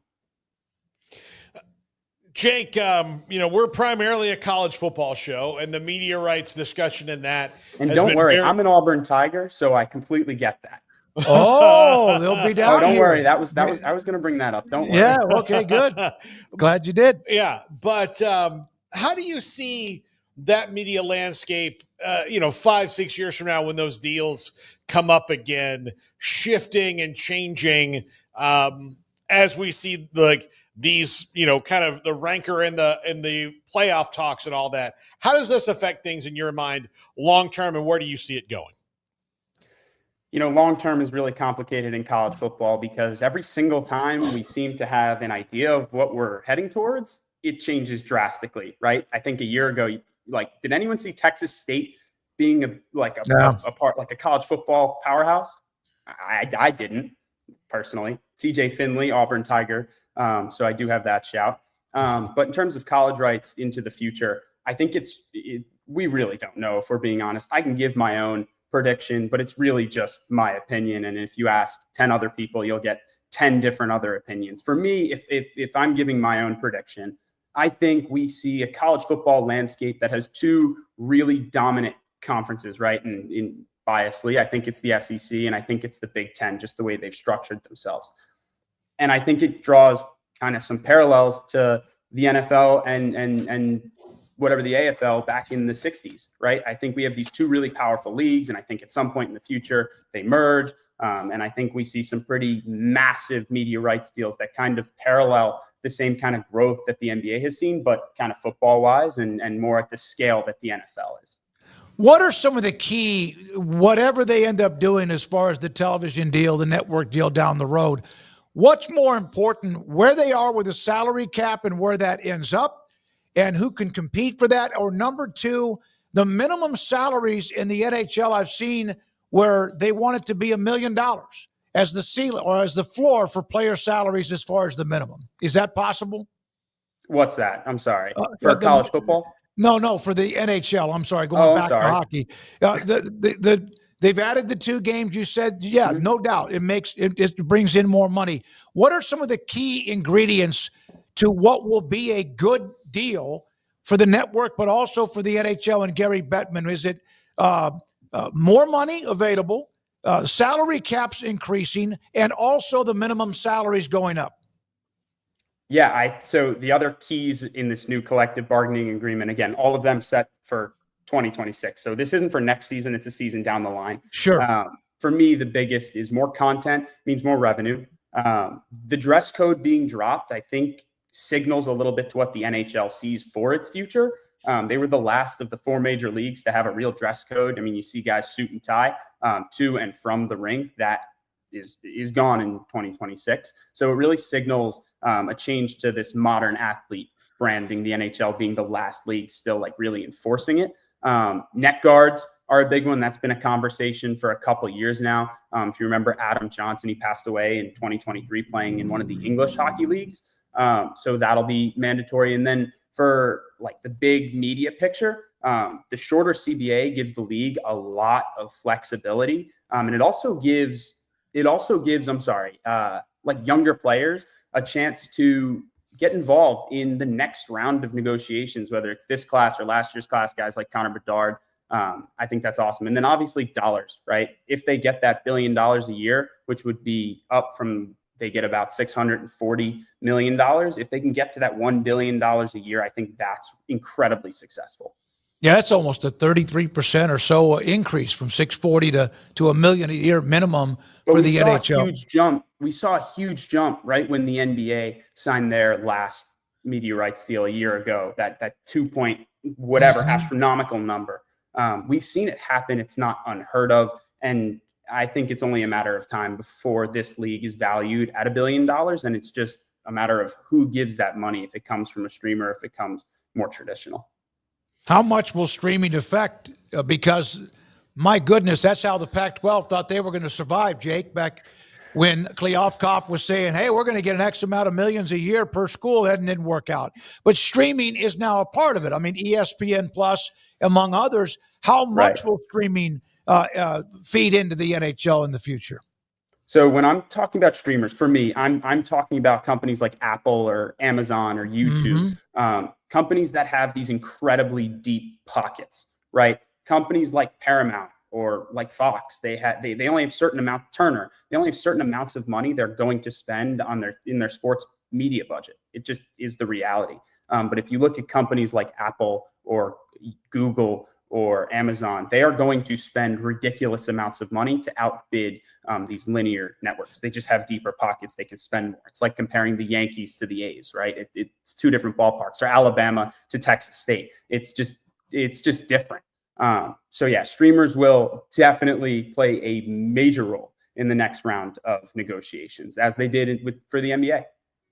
Jake, the Olympic participation, how much of that is like people want to represent, and especially I think the NHL probably with their athletes, there's more pride in representing their country. I'm not saying more than maybe NBA players or baseball, but it seems like that's more natural because there's such a huge influx of players outside of the United States. They're from all sorts of countries, and most leagues are starting to be like that as well. How much access and how much of that does that play into the future of making sure they're able to represent their country if they can? Oh my God, we saw. I'm sure you guys. Did you guys watch the Four Nations face-off? Oh my God, it was yeah. Mm-hmm. That was probably some of the most electric hockey I've seen in my adult life. Keep in mind, I'm only 23, so didn't see Miracle on Ice, didn't see all those moments.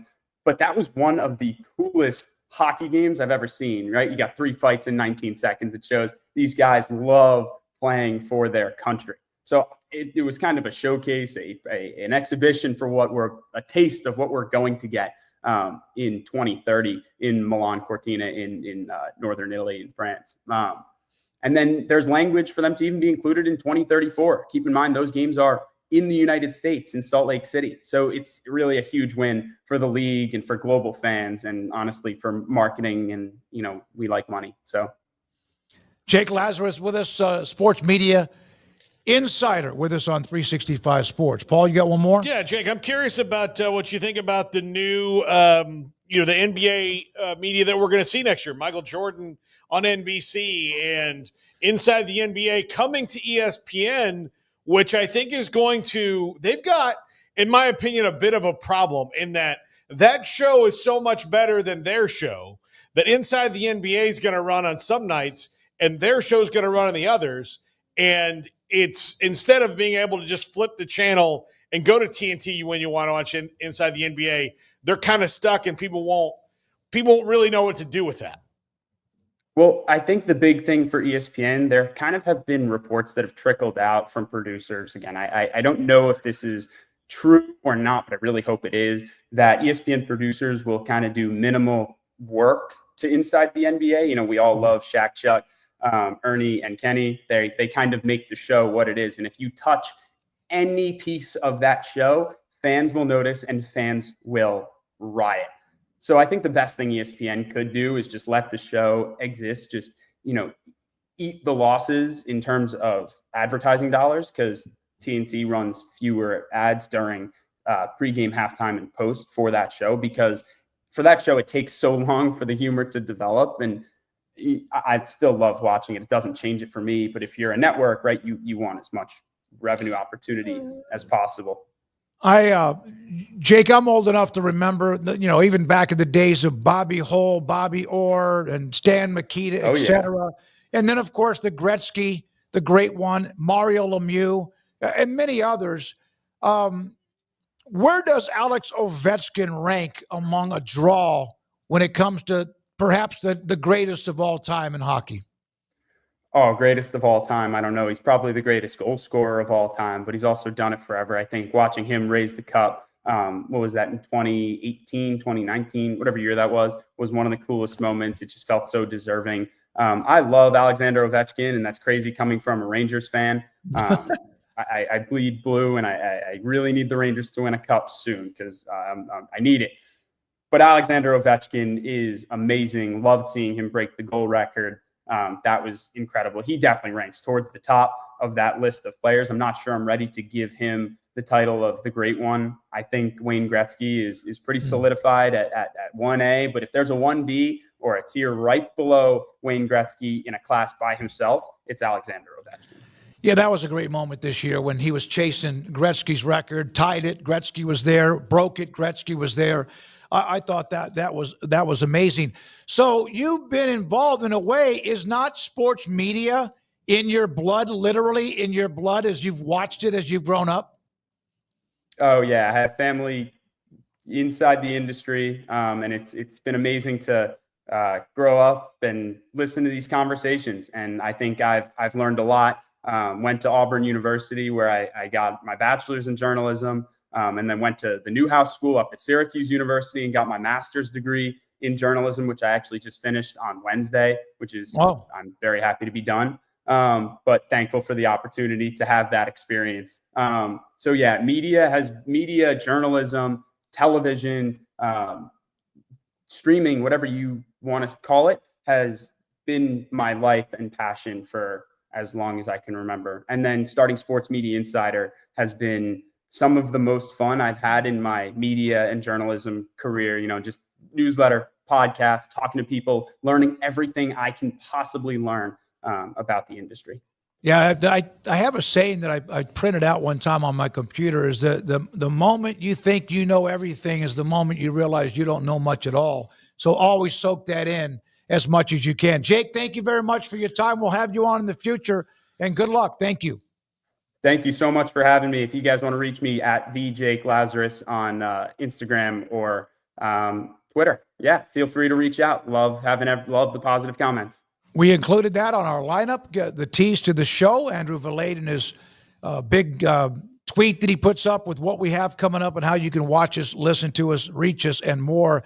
Jake Lazarus with us, Sports Media Insider. When we come back, Craig Smoak and Off the Radar is around the corner. Then Tim Brando today will join us in a little bit early on in the 5 o'clock hour. And then, of course, around the corner, I've got a couple of quotes on a story from Pat Forty from Sports Illustrated on Sam Levitt, Arizona State's quarterback, and some motivation at how he motivates himself. Almost at times comes up with ways to motivate himself to try to be the best that there is in college football at the quarterback position. This is 365 Sports.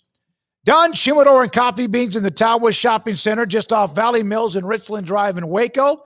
Joshua, Cheyenne, both of them run Don Shumidor, and they have, of course, a 48-foot walk-in humidor, and it's just an absolutely fantastic place to visit with unbelievable cigars, the best in the world. Cohiba, Padron, Ashton, my favorite, Rocky Patel, and then of many others, Romeo and Julieta, and Arturo Fuente. Those are just some of them. My Father's another one. They have McAuliffe, which is a military. They get a wall when you walk into the humidor. Off to the right, there's a wall of Texas brand or veterans who have their own cigar brands that they've come up with to help promote those with 4th of July and so much more coming up, of course, 4th of July on Friday. It's Don Shumidor and Coffee Beans, CBD products like Vita Dreams and Halals.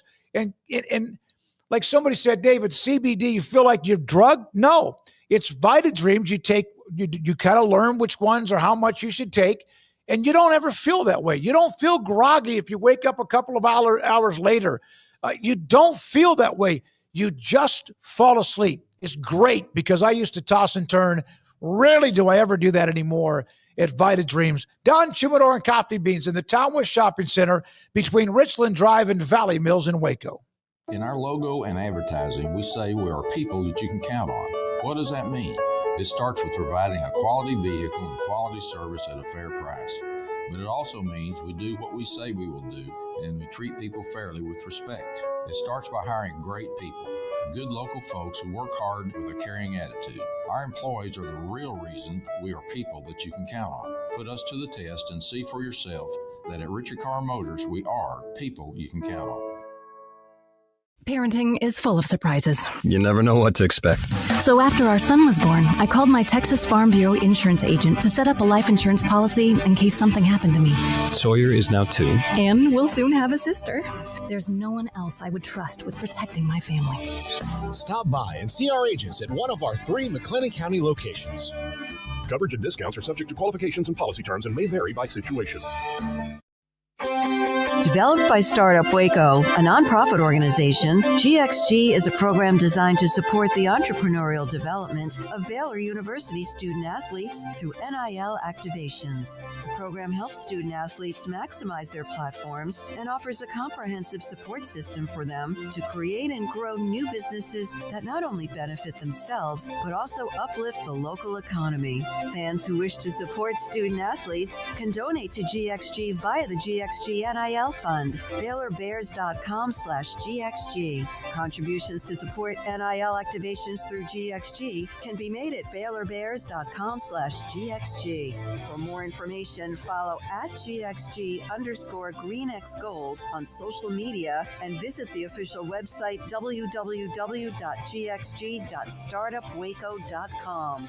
GXG, empowering student athlete entrepreneurship and uplifting the local economy through NIL activations.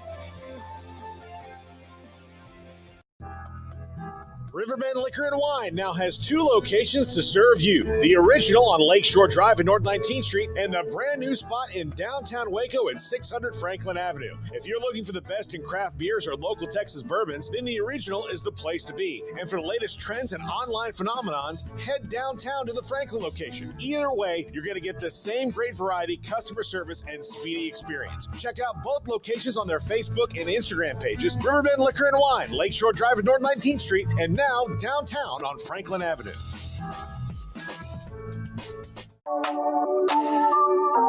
This is Craig Smoak's Off the Radar, presented by Alliance Bank. They take pride in making banking easy. AllianceBankTexas.com. Welcome into Off the Radar here on 365 Sports, a grab bag of news, notes, headlines, and just interesting stories depending on kind of what's out there on any given day and any given week. And before we move along, if you haven't already, please press that subscribe button. As Smokey mentioned earlier in the show, most of our audience that watches is not subscribed. And you can see where that is great that people are just watching, but be a lot better if they were also subscribed. That makes a world of difference for us. So if you could do that, we would appreciate that. I would say if you watch a channel more than, this is for all of our compatriots, if you watch us more than like 3 times, like one video, I mean, I'd love it if you subscribe, but if you get it just 3 times, hit the subscribe button. Yeah, it would do a world of good for us and just keep this thing growing. So we would appreciate that. If you haven't done so, be so kind. So either way, I got some news and notes for you, and there's a lot going on, actually, a lot of interesting things. I might have some leftovers for Thursday's show, which wouldn't be a bad deal. But first things first, happy Bobby Bonilla Day, gentlemen. It is, once again, Bobby Bonilla Day, an annual event now in Major League Baseball. And, well, did you realize this has been now over 20 years we've been celebrating Bobby Bonilla Day as a result of his deferred contract with the Mets and Orioles that over 20 years ago set him on a course to where he gets paid $500,000 a year for 25 years. We are in 2025. This started in 2004, so he still has what is that? 25. So he's still got 4 years left of Bobby Bonilla Day before that bad boy finally runs out. But yeah, man, it is once again Bobby Bonilla Day, and ESPN did a write-up on this, and they do every single year because it's a yearly occurrence, and it has been for over 20 years now. But they get into explaining, like, Bernie Madoff was a part of why Bobby Bonilla gets paid. For those that don't know, there's a whole story. They were banking on big returns on these magical investments that turned out to not be so magical and actually very, very destructive. But it was a whole to-do where they ended up in this situation. And there's other names that they listed who have had similar deals over the years. For example, Brett Saberhagen, old pitcher. He's still getting paid by the New York Mets. He gets paid $250,000 for 25 years. His also started in 2004 and actually was the inspiration, as ESPN cites it, for the Bobby Bonilla deal. So the Mets and their deferred contracts between Bonilla and Saberhagen, they're paying $750,000 to two guys who have not played baseball in a really long time and have been doing so for over 20 years and will continue to do so until they hit 25. Max Scherzer's got a massive deal that he had signed with the Nationals where he's going to be getting paid over $100 million when all said and done through 2028. Manny Ramirez is still collecting money from the Boston Red Sox and will do so for another year, on and on and on. But the one thing that it did mention was Shohei Ohtani and his massive deferred deal with the LA Dodgers. He's getting $2 million a year. And this just like reeks, honestly. Like the fact that they get away with this, I understand it's brilliant business, but it's like, is this not ridiculous that the best player in the entire world is getting paid $2 million as a workaround the salary cap? And then the money will eventually come due because they're eventually going to have to pay out this massive amount of money that they've guaranteed to him. So from 2034, in case you didn't know this, most of you probably did, but from 2034 to 2043, Shohei Ohtani will get $68 million a year. So that's when he's not playing. When he's not playing. Yeah. So 9 years from now, well, he might still be playing. Who knows? But 9 years from now, when he's very much either retired or on the verge of retirement, that's when he'll start to get paid $68 million a year because right now he's only making $2 million. Yeah. How do you It's say insane? How do you say put that in your pipe and smoke it, Bobby Bonilla in Japanese? That's a very hard language to learn. I don't know. Domo arigato gozaimashita. Yeah, But- hey, there you go. But yeah, they I enjoyed it. You know, Bobby Bonilla, I believe the Marlins deferred some of his money too. So he gets it's a couple of like once the Mets did it, he was like, yeah, well, it's not a bad go. You know, I've got lots of money now. I'd like to just have a steady income and, you know, wake up in the morning on July 1st every year and get a thank you check from the Mets. How much is it a year? It's it did say in one article a different number, but he is getting a $1.19 million check. I thought it was 1 point something. I thought lower. So with all the money he's getting, and he's got 5 years left. Okay, here's the difference.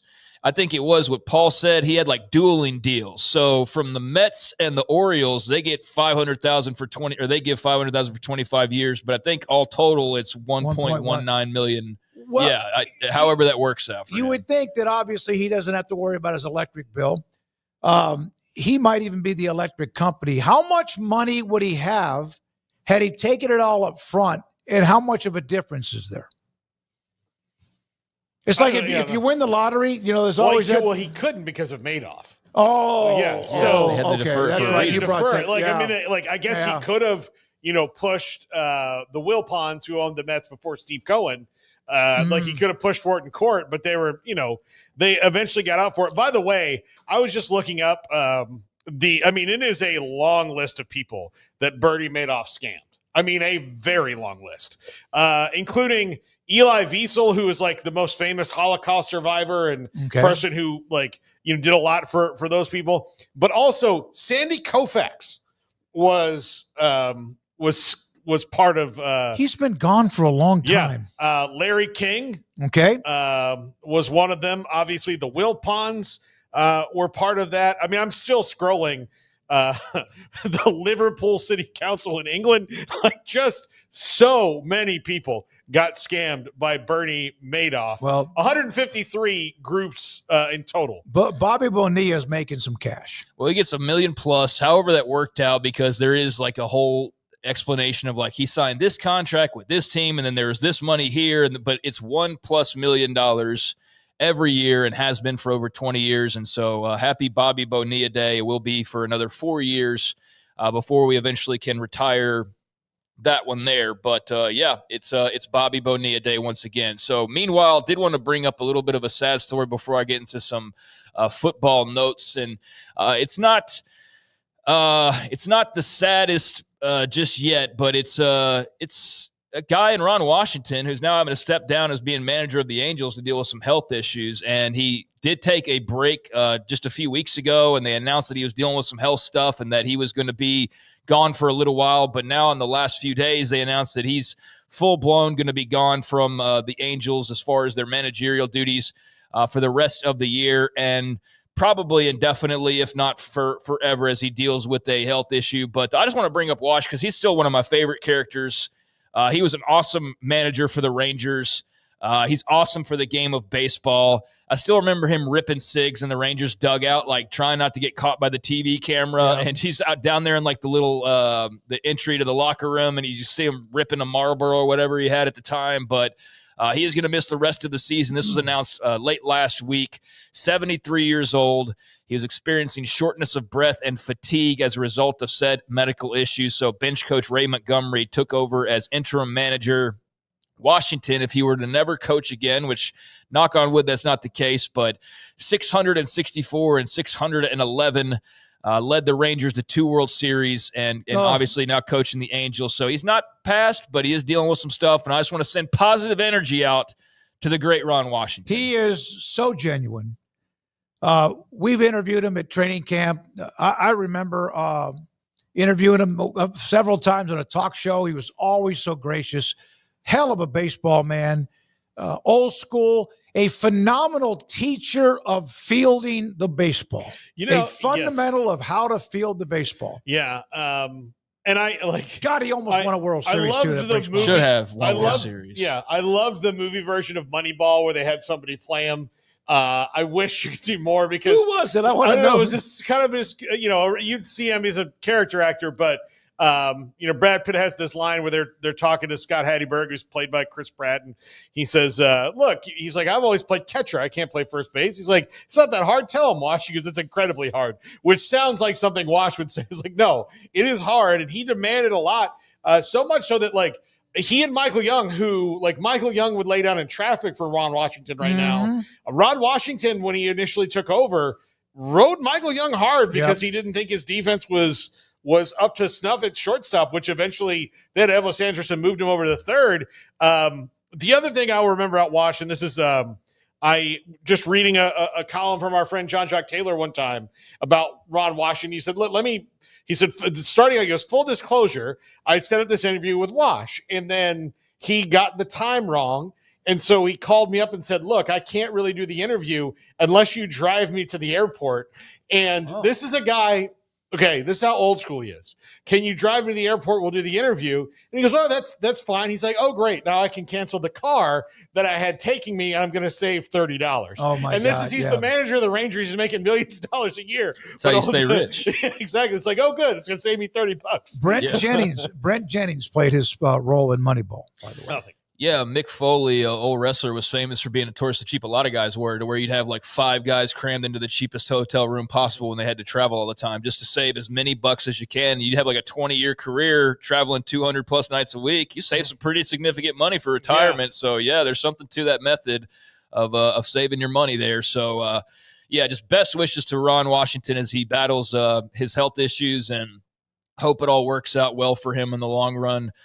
Don't care if we ever see him manage another game. Just want him to be all right. He's provided some really great memories as a Rangers fan. So best of luck to one of the greats in baseball in Ron Washington as he deals with health issues. Meanwhile, good news on the health front for Randy Moss. He is reportedly going to be returning to his role on ESPN's Sunday NFL Countdown for the upcoming season after having to step away for cancer treatment back in December. You guys may remember us talking about that briefly, or at least being mentioned, but he had announced back in December that he had undergone surgery to remove cancerous cells in his bile duct. And he had said at that time that he was going to have to go through chemo and radiation. I think a lot of us know from firsthand, second, third-hand experience how brutal that can be. But he did say that he wanted to come back as soon as he possibly could. And so not even 1 year later, here he is, 48 years old, He had a stent inserted into his liver due to complications from the condition, and I'm sure we'll hear much more about that battle as he does return to the airwaves, but he is going to be back, and that was first reported by ESPN, but also I think Andrew Marchand had that. I'm not sure in which order. I think maybe Marchand had it. ESPN confirmed it since he's obviously with ESPN, Randy Moss. But, yeah, it'll be his 10th year with the network, and we did see him briefly for the Super Bowl show there in February, but outside of that, he was taking care of himself, so he's going to be back, and so that's great news. I wonder, of all the broadcasters, former coaches and players, and Randy Moss is one of the greatest receivers of all time, unbelievable impact on the game out of Marshall via Florida State. How many broadcasters have renovated maybe their reputation by being studio host or in that particular role? I think we must have different versions of his reputation. I'm not saying, no, I want to clarify that first. I never had a bad thought about him. Okay. But, he was a little bit, sometimes you thought about a little bit aloof or whatever. He was an unbelievable player. But I think so a lot of these guys who have gone on to these studio roles have become even more popular, not as an analyst, but become more popular because they were able to, you saw more of them and what they do. I think so. Like some guys like Bobby Knight, I enjoyed watching him on television because he was Bobby Knight, but he still didn't not hate anybody. He was just making the money where he could make the money. Randy Moss, I think for a long time, just look at what happened to him before he was even a college football player, how much of a BS ringer he was put through by the scrutiny of national media and, people who didn't want to know about Rand, West Virginia, and the hard place he grew up in and all that he kind of went through. And he was in, he got in trouble for a couple things. And so he's in the NFL. He's not a very mature guy yet. And he does a couple of minorly dumb things, but nothing really terrible. And so finally, when he's grown up and he's in his 40s and he's an adult, he finds that he's got this really good voice and personality and has something to say, and he's pretty damn good on television. So I think part of it is just some of these guys that are cantankerous when they're young with the media, like Ryan Leaf, they didn't know, like they had their own things going on and they weren't mature enough to handle it. And then all of a sudden when they grow up and become like, real pros, yeah, then they have something to say and they know how to say it because they went through that stuff. He would never be on television if he was not a famous football player. And I only say that because of his accent. I can't imagine them ever putting him on there with that country-ass accent, which I absolutely love. But, in most places, they would not put him on the air. But he has been good. And I get what you're saying. I just don't view him like a T.O. Yeah. I don't view him like that kind of guy. But he's had some things here and there, as we all do. It's life. We're all human. But great news on the Randy Moss health front that he's going to be back to Sunday NFL Countdown after battling cancer. So good for that. That's good to hear. And one day, like when you guys aren't here, I'll do a diatribe of how Richard Nixon cost Florida State Randy Moss because he Schedule 1'd marijuana in 1970. So, was that what got him kicked off at Florida State? Yeah. No, I mean, got him kicked off. Am I confusing the shoes with Peter Ward? Or who's the shoes? Peter Ward had Dillard's. And those Lavernius calls got kicked off. Peter Ward just got suspended. But, so they could have. That's where Free Shoes University came from. They could have had no, that was before then. That was before. Almost like there's history there, Tallahassee. There are a lot of layers of Florida State. Let's peel back this onion. Florida State could have had on the same roster in 1997 and 1998. They could have had Peter Warwick, Randy Moss, Lavernius Coles, and Ron Dugans would have been their top 4 wide receivers. And because when Randy Moss his scholarship was pulled away from Notre Dame because he got in a fight because a Kent called him a racial slur in the hallway. He got in a fight and then he got prosecuted. So Notre Dame pulled his scholarship. So Bobby Bowden said, well, that's bull crap. He should come here. Well, the geniuses in charge at Florida State said he is on a zero tolerance policy. As he should have been. Zero tolerance policy. And so they were random drug testing people, and they randomly drug tested Randy Moss. And guess what? Randy Moss smoked weed. So he got kicked off the team. At the time.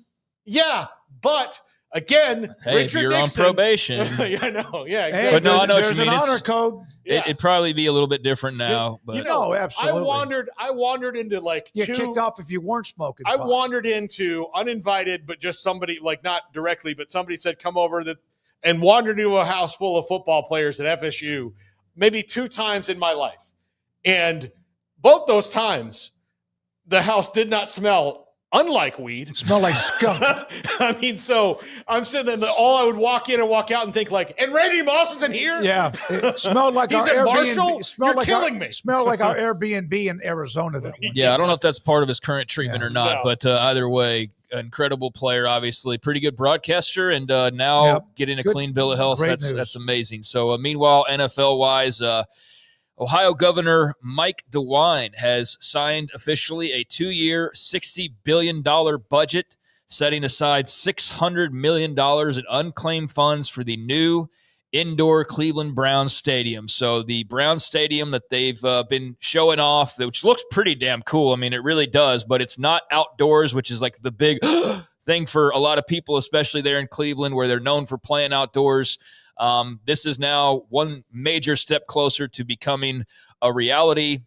The budget was signed late last night, and they had requested the Haslam Sports Group, owner of the Browns, some help from the state to build a new $2.4 billion dome stadium, which will be in suburban Brook Park, south of Cleveland, which was the other part of you're playing indoors in Cleveland, and then also you're not even playing in Cleveland, you're playing in the suburbs, and that was a big to-do as well. But they're going to be playing in this new stadium, fellas, is basically what this says. And it looks really, really cool if you've seen the mock-ups of it. But there will be those complaints that I mentioned of just another outdoors environment that's now moved indoors into 70 degrees. But the stadium does look pretty badass. I mean, it does. So big, major funding news for the Browns and their new home. Well, John McClain will be with us on Thursday. I've got to record that, but I'm going to ask him. One of the things he's always said is the reason Cleveland and Chicago have struggled with quarterbacks so much is those are the 2 windiest stadiums because of the winds coming off the lakes in the respective, each respective city. And so maybe this will finally turn the Browns around, that they won't have this ridiculous wind and lake effect snow to deal with when they get in the stadium. Now, it's not going to make their owners less moronic, but it will maybe will allow some guys a little bit more grace with having a rough rookie season before everybody decides it's over for this guy. What if they start ripping off Super Bowls now that they're indoors, and it turns out like that was the key all along? They're playing this cold-ass weather every fall. They're all of a sudden the greatest show on turf. Like, well, there you go. Shador's like running crazy. But when Cleveland was really good in the 60s and 50s, it was the same weather. They even didn't throw worse the conditions. ball as much. Were there any domes back then? No. Houston would have been the first, right? In 60 something. Yeah. But now, like, I saw a thread the other day on the Rangers stadium, and there are people that absolutely hate the stadium because it's generic. It looks like a big warehouse barn. There's nothing appealing about the aesthetics of it all. Especially on the outside. The outside, it looks like you're pulling up to a big-ass warehouse. It looks like an Amazon warehouse. Or a Costco. It looks or a Costco or Amazon. Yeah. It looks like one of those buildings. And you walk inside, and it's state-of-the-art ballpark. It is drop-dead gorgeous. Well, what it does lack in charm, and the old ballpark had more charm than probably you've been to all the stadiums basically, but ballpark in Arlington was a freaking awesome stadium. I love that place, but it's really comfortable in this new one for the lack of charm. Like, it's super convenient. It's perfect to watch a game in. Yeah. The ballpark in Arlington had an old school look with more modernized feel. And it had little touches from like various ballparks like around Stadium baseball. It did. I used to do all those bus trips, with Fox Sports back in the day when we were at the radio station. Fox Sports would send us, because we were an affiliate, would send us, and we'd go on trips to the Rangers game. And the rule was Eddie, the bus driver, would say, listen, just meet me right outside this gate. It's 150 steps from your seat as soon as the last out happens. And then I would be like the teacher on a field trip, making sure everybody got back and nobody was passed out in the bathroom or anything like that. But there was one time they sent us one kind of on a whim in August. They were like, hey, we had a radio station canceled. Do you guys want this one? And I think I brought about 30 people. It seated about 50, but I got about 30 people on the bus. And by the fifth inning of the game, which was like, it was like 7-1. They're playing like the Blue Jays or something. Like 7-1, the Rangers were winning. 24 of them came up to me and said, "Can we go? Yeah. Like, can we just go? It is 106 degrees out here. I'm not with enjoying humidity. this." Yeah. And yeah, with humidity. And so I walked over to the bus to Eddie. I was like, "Hey, they want to go." And he's like, "Yeah, it's hot as hell. Let's go." And so I had to convince like 3 guys to like, "Hey, guys, everybody else wants to go." And then I was like, we'll put beer on the bus. We're fine. Right. And so, but we got him out. But you wouldn't do that now because you'd be like, "Oh, this no, you is don't lovely." have to. Yeah, I mean, he got to experience it last summer, and we were there in like mid-July when it would have been absolutely brutal hellscape, and you just got to sit and be comfortable. I got to take off my jacket. It's a little chilly in here. So, yeah, it lacks charm, but this new Brown Stadium is full images online. It looks pretty damn cool. Like, it's going to almost have like glass ceilings, so it still feels sort of like you're outside, but a big hurdle has been jumped over now by the Browns organization as they got the funding they were looking for. 2 more notes here to close it out. One real quick that puts some college into this is Stephen F. Austin. We've been wondering about Title IX and all these different ramifications. Well, Stephen F. Austin State down in Nacogdoches, Texas, announced that they were going to be cutting women's golf, bowling, and beach volleyball. Well, now 6 female athletes have filed a federal Title IX class action lawsuit accusing the university of violating sex discrimination laws. It was filed in the U.S. District Court for the Eastern District of Texas yesterday, and claims that SFA's decision, which the university attributed to financial pressures from the House versus NCAA settlement, reflects a broader pattern of gender-based inequity and describes the move as consistent with the university's history of sex discrimination and its intercollegiate athletic programs. And so it goes on. And that's also a lawsuit alleging and, claiming this and that. But SFA, if you were wondering, how long is it going to take for the lawsuits to start? And Title IX, well, here you go, boys. Here is your Title IX lawsuit. It was down in Nacogdoches. I don't always have the highest elevator, the floor in my elevator shaft, but I just knew this was going to happen. It's one of the few times I've this is going to be a problem, sure enough. And, of course, my alma mater, Axum Jacks, which is interesting because what they were known for a while, especially in the 70s and 80s, was their women's basketball team. Greatness. And Lumberjack Larry on Twitter and I are become friends, and he kind of hit this on the head about 2 to 4, maybe 5 weeks ago, said this was happening, and sure enough, there it is. Any thoughts, Paul, on first of probably several Title IX lawsuits? Yeah, this will be a class action eventually, I would think, against the NCAA and all that. I mean, this is the first one, and somebody had to be. It's like what they say, the first one over the wall is the cliche, right? And that's these athletes from SFA. Now it's going to be incumbent on schools that are going to watch this and go, okay, now, what do we do? If they haven't already thought about it, they're late. It took SFA to be the ones that had not balls because they wouldn't to launch this. Yeah, they're getting sued. They didn't. They're not on the winning end of this now. The athletes. But it also doesn't mean that this will be successful. It also doesn't mean that just you accuse them of everything that's going to be just taken at face value. But we were waiting on a Title IX lawsuit. There's your Title IX lawsuit from Stephen F. Austin. And final thing here, Sophie Cunningham. Do you guys now know that name? After the last couple of weeks? Well, I mean, I know Paul did the full draft breakdown a couple years ago on her. Let me tell you something. You broke down Sophie. Well, she's in trouble today. She's in a little bit of hot water today. She is. She's. Emory Windsor needs to go. She cannot. Safer. She cannot be hurt. She cannot be criticized. Well, she's being criticized because she popped off and said something that ruffled some feathers. That she's incredibly popular, especially more so than 2 weeks ago when she stood up for Caitlin Clark in the midst of one of their games and, brought down a player. And without getting into all the specifics of it, if you care, you've already seen it and you know all the details of that. But she had, I think I mentioned it, 500,000 new Instagram followers overnight, an insane amount of TikTok followers. Well, today the WNBA had some news, and they announced that they are expanding to 18 franchises. They are adding 3 new teams in Cleveland, Detroit, and Philadelphia, still subject to WNBA and NBA Board of Governors approval. But There are currently 15 teams. The Golden State Valkyries just joined the league this past season. They've also announced that they will be adding Toronto and Portland next season. So Cleveland will start when they begin their franchise in 2028. Detroit will start in 2029. And Philadelphia will launch their franchise, which I'm actually kind of surprised they didn't have one already, but in 2030. So they chose these cities and these markets for a variety of different reasons. And so, hey, they're going to be expanding a lot, obviously, in the next few years. But this was a much bigger deal, not because of the reaction to this announcement or anything, but because Sophie Cunningham, who's suddenly become a little Miss Popular for sticking up for Caitlin Clark, she was being interviewed, and what she said just didn't go over very well. She was asked about the league's choice of markets, and she said, you just get more opportunities, and so I get that aspect, but I also think that you want to listen to your players too. Where do they want to play? Where are they going to get excited to play and draw fans?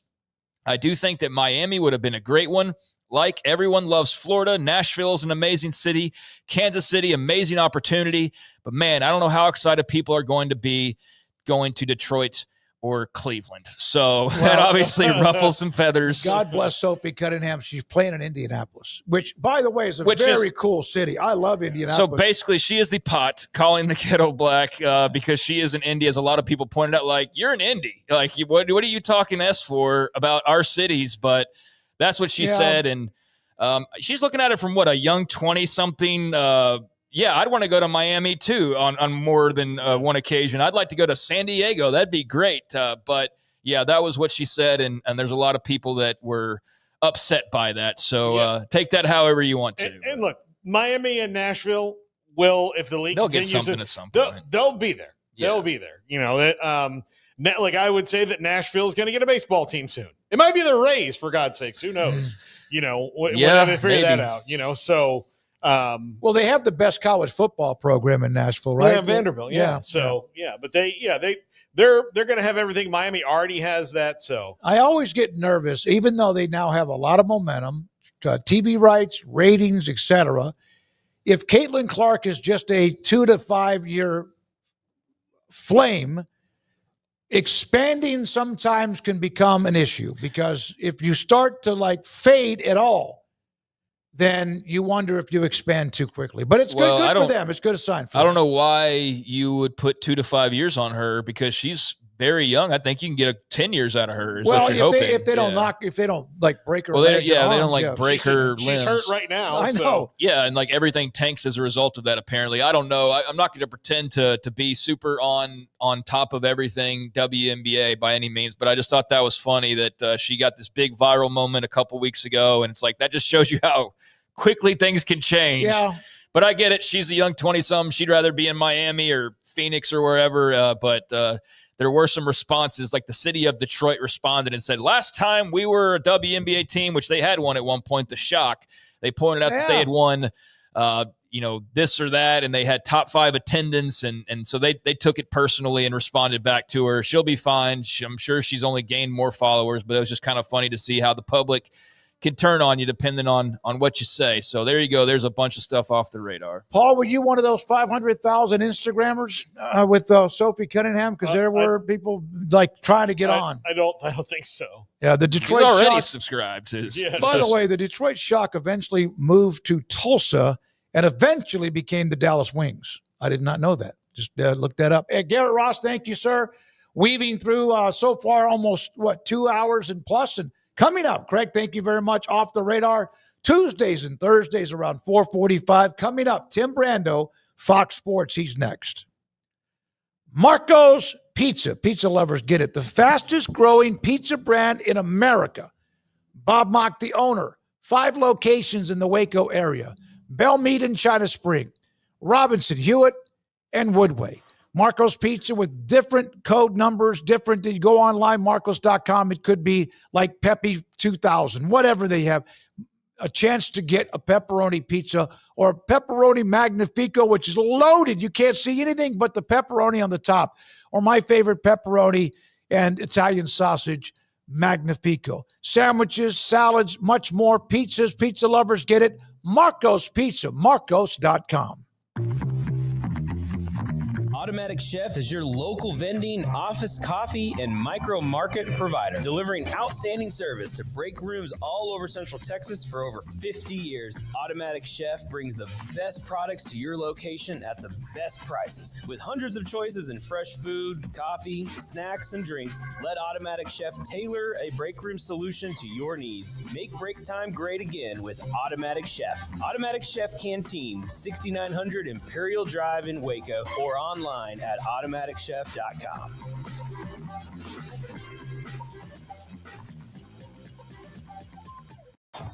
Baylor alumni are more than 160,000 strong. When we all join hands to support our university, we don't just move the needle, we move mountains. Working together, we create life-changing opportunities for students on the field, in the classroom, in the laboratory, and in life for generations to come. So get connected, get involved. Learn how at baylor.edu/alumni. There are 26 letters in the alphabet, over 600,000 words in the dictionary, and just 3 of them said together can change everything. Let's order pizza. Those 3 words lead to dough made from scratch and 3 fresh signature cheeses that blanket golden crust in a heavenly melt on Marco's Pizza that'll blow your mind. So visit marcos.com to order and stop by Marco's Pizza in Belmead, China Spring, Woodway, and in Robinson. Marco's. Pizza lovers get it.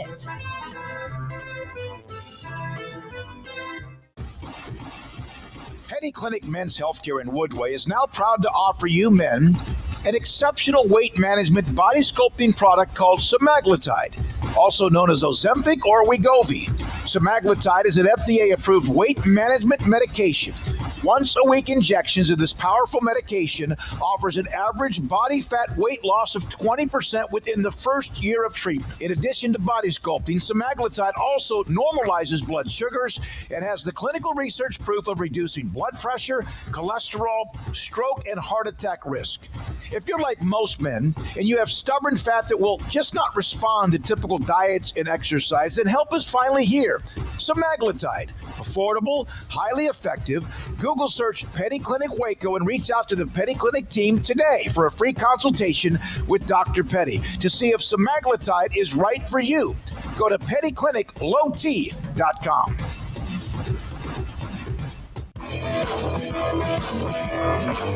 This is 365 Sports.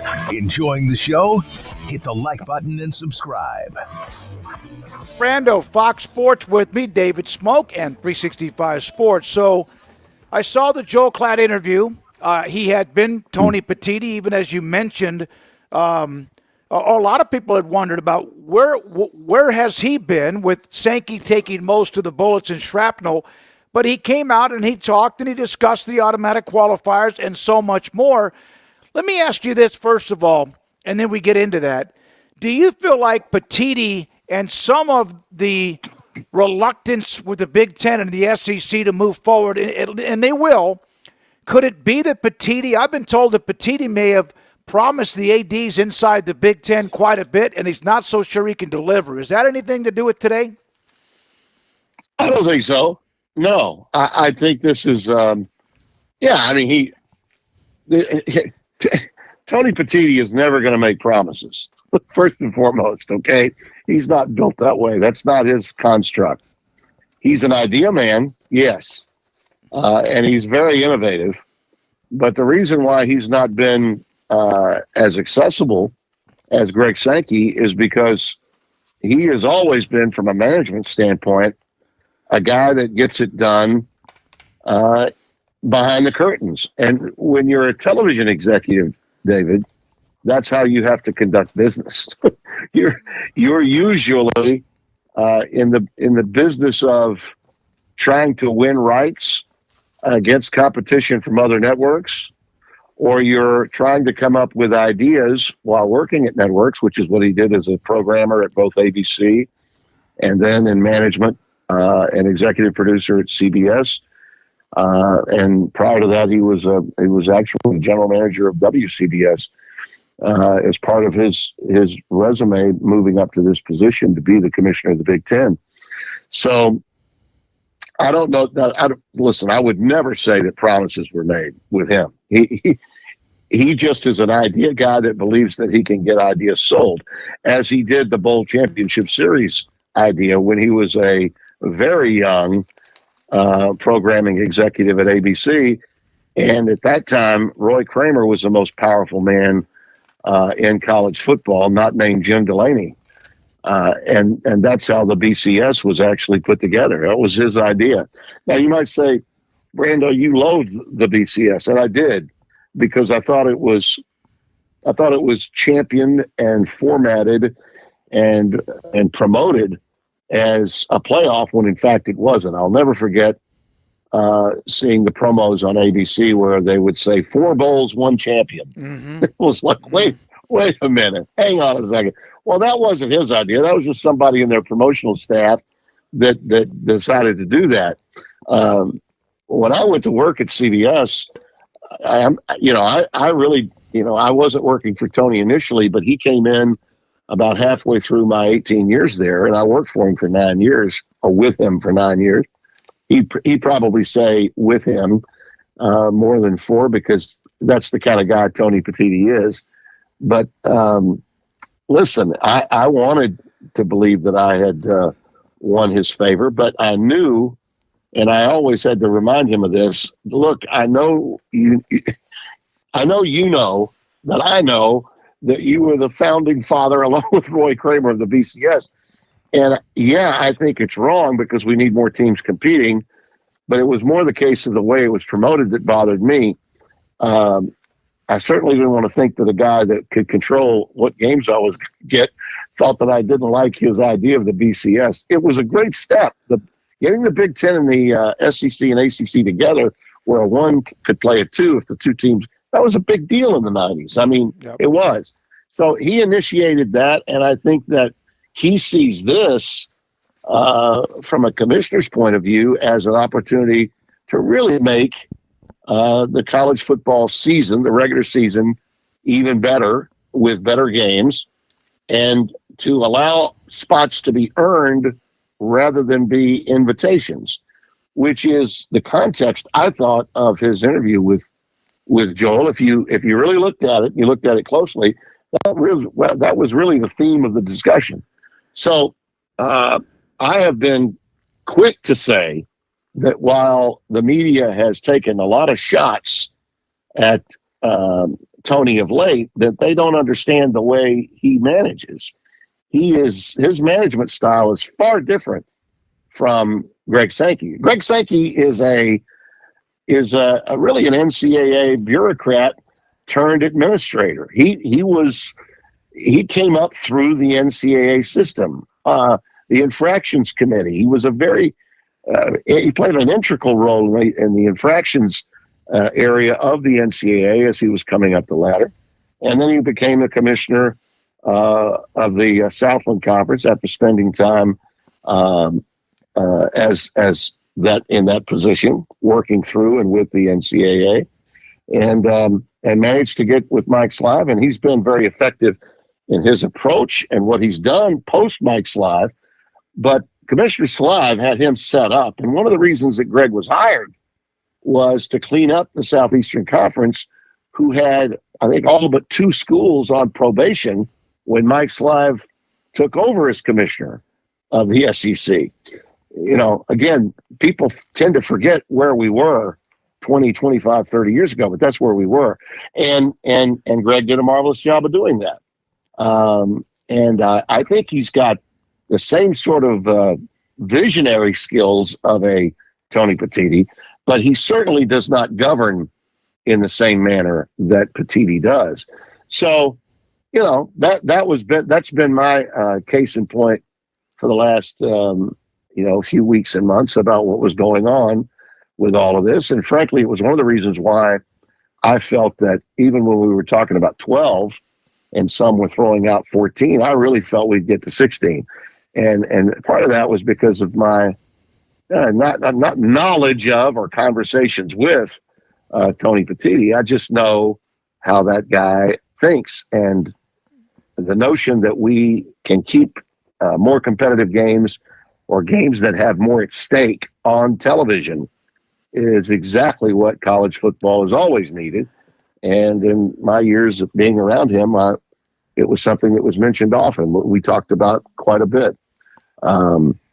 In our MP rooms at CBS, when Mike Oresco was in charge of programming and Tony was our executive producer, discussions like that, just basic overall discussions like that took place many, many times in our workplace. So I came away, I don't know about you, I'd love to get your opinion on it. I thought that anyone that was up in the air or thought, oh my God, this is terrible, if you hear the explanation, if you just listen to that one-on-one conversation that Joel had, I think that you can see with respect to what his thought process is, his vision is a good one. And frankly, I think that it will enhance if we go to 16, regardless of whether the format is 5-11 or 4-2-4-2, 1-3, whatever it is. I still think it's going to be a hell of a lot better than it currently is. Here's what I thought, and glad why we could have you on today. That's great. In between all your granddad duties, by the way, I know that you have been, and I mentioned to you yesterday, I don't want to get off track, but I mentioned yesterday that our daughter Jennifer is going to have a baby, hopefully sometime in mid to late October. So I'm gonna lean on you, not just for college football history, but also for tips on handling the schedule. So when Sankey says 4, people think he's being greedy and arrogant. Yeah. When Petiti says 4, I'm not sure that's the same tone, but it's the same thought. Yeah. Well, again, Greg has the sound of a commissioner speaking from the pulpit of someone that maybe came up through the bureaucracy of the NCAA, and as a commissioner who's been addressing large masses of people for a long period of time. That's, you know what I mean? There's nothing wrong with that, by the way. I mean, there's not. But part of, I think, what happened with Greg Sankey, and there have been times when I've been on the opposite side of maybe a quote of his, is because there are times when he can almost sound authoritarian when he's speaking. When Tony speaks, and it's not often, okay? It's not often. And if you noticed, he chose very carefully a controlled environment with Joel, who certainly has opinions, but is with the company that has the rights, the primary rights over to the Big Ten. So he's going to face some fire, but it's friendly fire. So, but he's got a softer and more explanation-based thought process that he's able to get out there. It's not like somebody is asking a question of him that might put him on the defensive, which is invited whenever you're at a press conference, as Greg Sankey was at his meetings, and he came out, talking about 5-11, which from, many sources, and I think Joel indicated this in the interview, the 5-11 thing really surprised a number of people in the Big Ten, and maybe even surprised Petiti when it was brought up. They may have thought they had an agreement. I don't know. I've not talked with either one, but that's the way the story has played out. But the reality is, David, when the question came from Andy Staples about good of the game at Destin, sharply, the retort was, I don't need anyone to lecture me on the good of the game. That put him in an adversarial tone with, I think a pretty damn good reporter who I know was not trying to back him into a corner when he stated that as part of his question. And Tony doesn't ever want to be in that position. That's why he doesn't do as many interviews en masse, doesn't hold as many press conferences. That's just not who he is. So it's just a different approach to leadership is my point.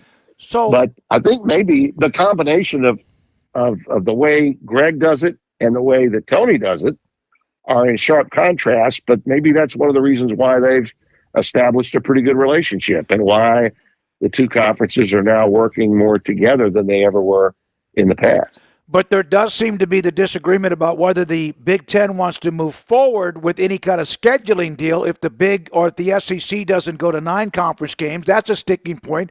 We know that's all about money. Yeah. Is ESPN? Right. So it's not as smooth. Oh man, these are the two big bullies. But bullies have their egos, and so it's kind of been all right. So what's the 4 automatic qualifiers? The Big Ten might be right now with the additions of Oregon, and I know Washington was down a little bit, and of course USC's trying to get their place back in it. But the Big Ten and the SEC, there is a lot of this. Well, let's look at what's happened over the last extra amount of years. Well, the Big Ten's won 2 straight national titles. I don't want a sport where you're getting awarded something for what is not that specific year. Do you? Right. Nor do I. And I think that's part of the issue with 5 and 11. I absolutely agree with Commissioner Petitti that the less we have the committee responsible for, the better it is for the tournament per se and the teams that wind up in it. Okay. It's so subjective, and it almost seems that the committee, a little bit like the NCAA, it can have from time to time a knee-jerk reaction to whatever happened the year before. And I think we saw that in many, many ways. When Florida State had what happened to them, who was the beneficiary? It was Alabama. So in a similar situation this past year, you've got the potential of maybe Alabama getting in or Alabama not getting in, and they were overlooked. Why? Because, the committee was, whether they like it or not, they're human beings. They were in a position where even with 4 teams, they could make a subjective opinion that looked like it was based on maybe what happened the year before. History and tradition is a great part of the college game, but it shouldn't have a damn thing to do with what happened in the here and now of college football. And as I've said many times, David, on your show and others, we need to remove the veil of impropriety. Yep. And in my view, going to a set number of automatic qualifying bids, it does do that. Okay, you may not like the fact, if you're a fan of Big 12 schools in the ACC, that they are automatically guaranteed 2 more. But here are the business facts. The business facts are those leagues signed a contract that enabled those 2 leagues to take more control of it. Those are decisions that have already been made, okay? And on top of that, the metrics and the numbers alone favor those 2 conferences. And push comes to shove, if you're either Jim Phillips or Brett Yormark, are you in a better situation with that format being what it is and you're guaranteed 2 than you were before when you weren't guaranteed anything? I'd say probably that's true. Well, you're guaranteed 2, where before it was 1. But at 5 and 11, and that's what's interesting about Yormark and the Big 12 saying, "Hey, bring it, make us earn it too." When it does seem like you're almost running into a big boiling pot of water that you may not get more than 1. And look, we saw what happened to BYU last year. The at-large opportunities are still there. Yeah, they got to prove. And by the way, that was another thing. That was another thing that I thought was interesting is that Joel, to his credit, and he did not just play the company line. I mean, he said, "Well, what about this?" Because it's been brought up. What if it's not 2 and 2? What if it's 2.5 and 2.5? Okay, and that would mean that the potential for either one of those leagues to get 3 is very good in a given year if it's 2.5 and 2.5. And Petitti had no problem saying, that's something we can discuss. It's not something that's been put on the table as yet, but we're welcome to hear, all the ideas and concepts. But that's the point. We need to hear the sharing of ideas needs to take place. I wish they would televise the meeting. I told Mac Rhodes that. Why don't you guys make it more transparent? I just I know they won't.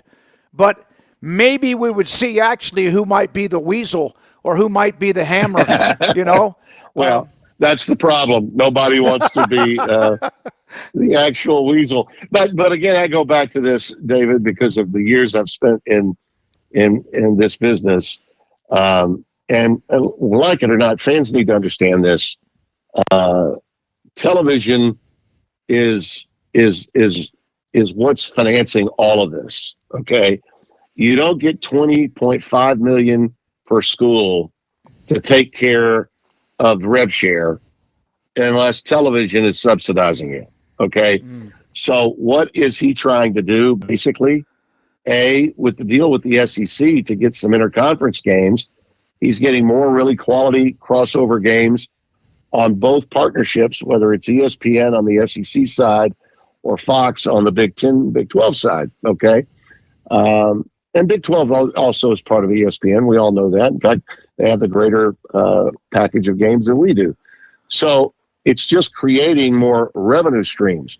The play-in games just for his league to get to those 4 teams that he's talking about. What does that do? It creates more games of greater interest and what? Additional games that bring new revenue streams.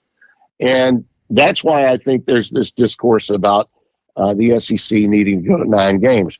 Greg Sankey painted himself in a corner by being so public a few years ago, talking about the schedule that he had made with 9 conference games. And if you recall, that's when I said what I did that put me at odds with both he and Feinbaum.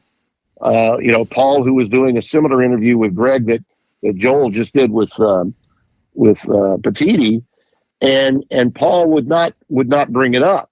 He wouldn't go there.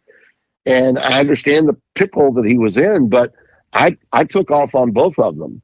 So much so to the point that, Paul and I have remained friends, but he's not had me on his show anymore. And I guarantee I know why. Because Greg Sankey doesn't want me on their airwaves ever. And that's fine. He runs the show. He's the conference commissioner. That's fine. I get it. But the bottom line is when you make it public that this is what you're doing. I wasn't the only member of the media that was, wait a minute, we thought we were going to 9. And in the end, what was happening? The presidents of the schools that weren't top tier, teams in college football in the SEC, but the presidents of those schools that are just trying to get bowl eligible, the bottom feeders that want to get just to 6-win plateaus, those were those that would not vote in favor of the 9 games. So I see the approach that Greg has as being still good, and I'm glad that he's accessible. But you can certainly get into more trouble when you make these kinds of statements and throw that kind of information out there for media consumption, and then you don't follow up on it. As opposed to kind of being behind the curtains, not saying much, if anything, until such time as you've got some consensus and you're ready to announce something that's big. And I'm telling you, that's the way Petiti approaches it in the Big Ten office. So I've reached out. Joel Klatt to me is gold. I can, when we have him on, and it's been a while. You know that I actually reached out to Ann Payne, and then Jack just emailed me back, and hopefully we can work something out at Big 12 Media Days in Frisco. I don't know, but he was. Well, you saw what I wrote about him today. Oh, I did. Yeah, I complimented him. Yeah, I did. But he cares about the game, and not just about the game on Fox. He cares about the totality of the game. He does. So has any network you've worked for before, like you mentioned, Feinbaum, ESPN, SEC, has any network ever sent you talking points like it's a political rally of what you have to say or not? Because I don't know if you would. No. I think you'd probably tear that out and shred it.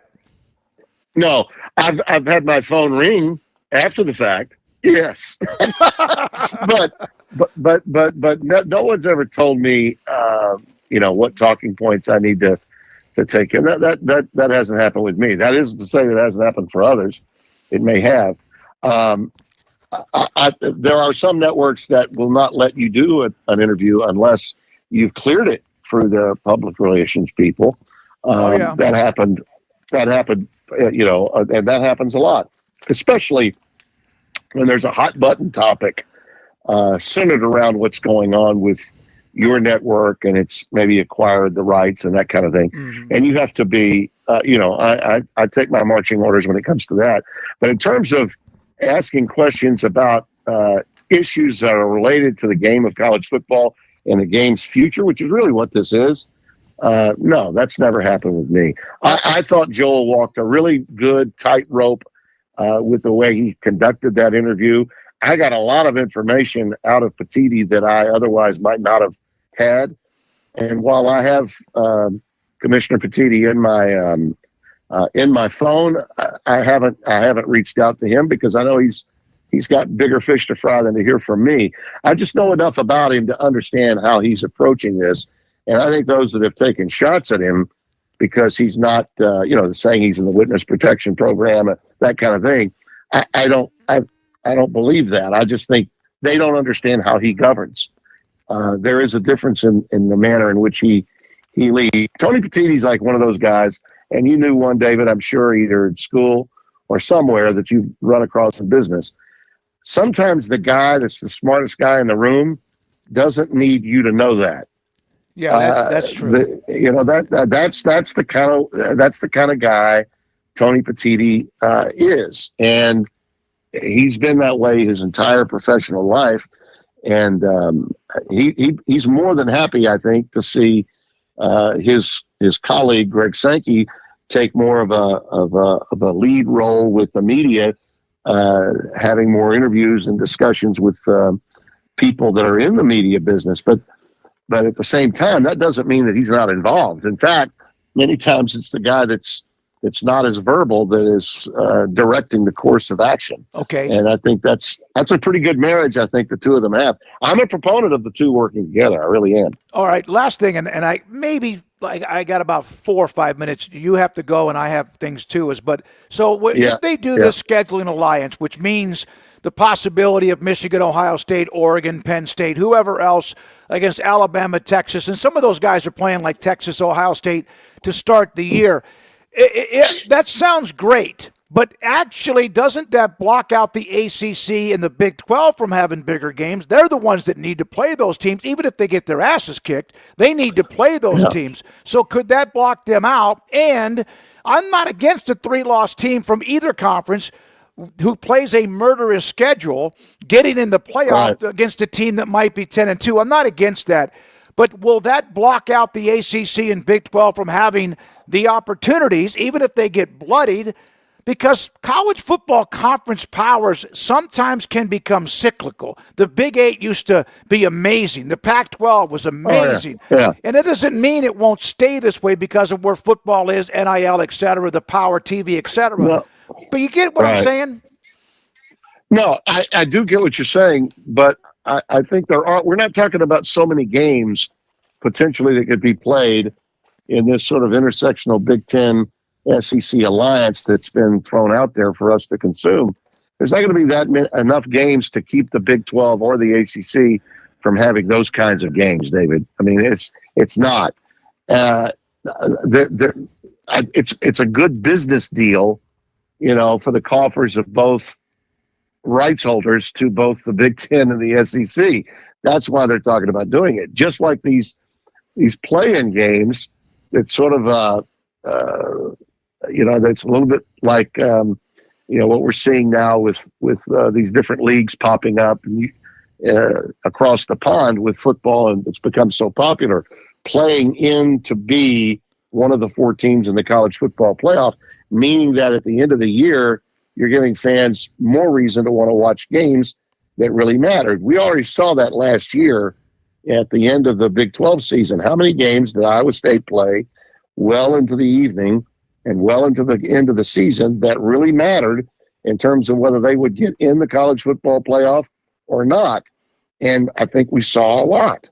We really did. And those games involving teams that are ranked somewhere in the 15 to 20 area, playing games of great relevance in late October and November, enhanced the ratings for the regular season tremendously. And we're not talking about teams necessarily that have great followings on television.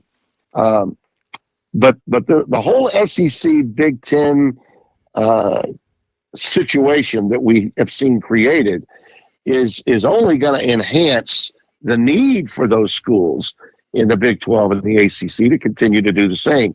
So that if you're playing 4 non-conference games, all right, you should at least be playing not just one game against a Power 4 school. You need to be playing 2 at minimum and 3, hopefully. Okay, if you've got your act together, you should be willing to do that, which gives us better games overall.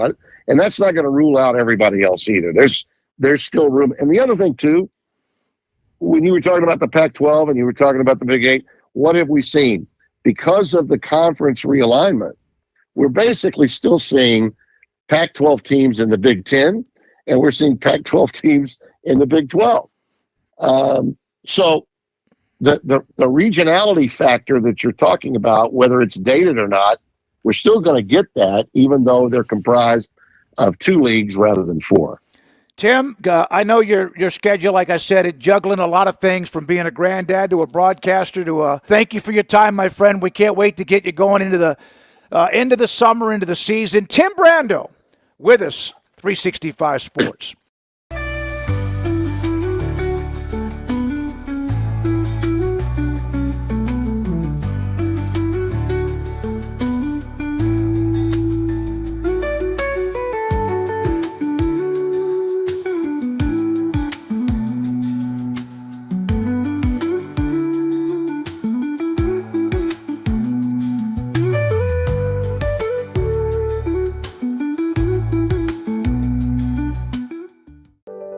Overwhelmed by your inbox? Clean Email is here to help. Organize, clean, and manage your emails with powerful automation tools. Say goodbye to spam and clutter and enjoy a stress-free inbox. Try Clean Email today at cleanemail.com. That's CLEAN email.com. Founded in 1910, Samsonite is the world leader in durable, high-quality luggage and travel accessories. Made to the highest standards, our products won't let you down. We give you the confidence to get out there and explore. Inspired by the past, devoted to the present, and built to inspire a multi-generational future, Samsonite is here to elevate your journey. Travel with Samsonite and pack confidence every step of the way. Shop now at shop.samsonite.com. Samsonite.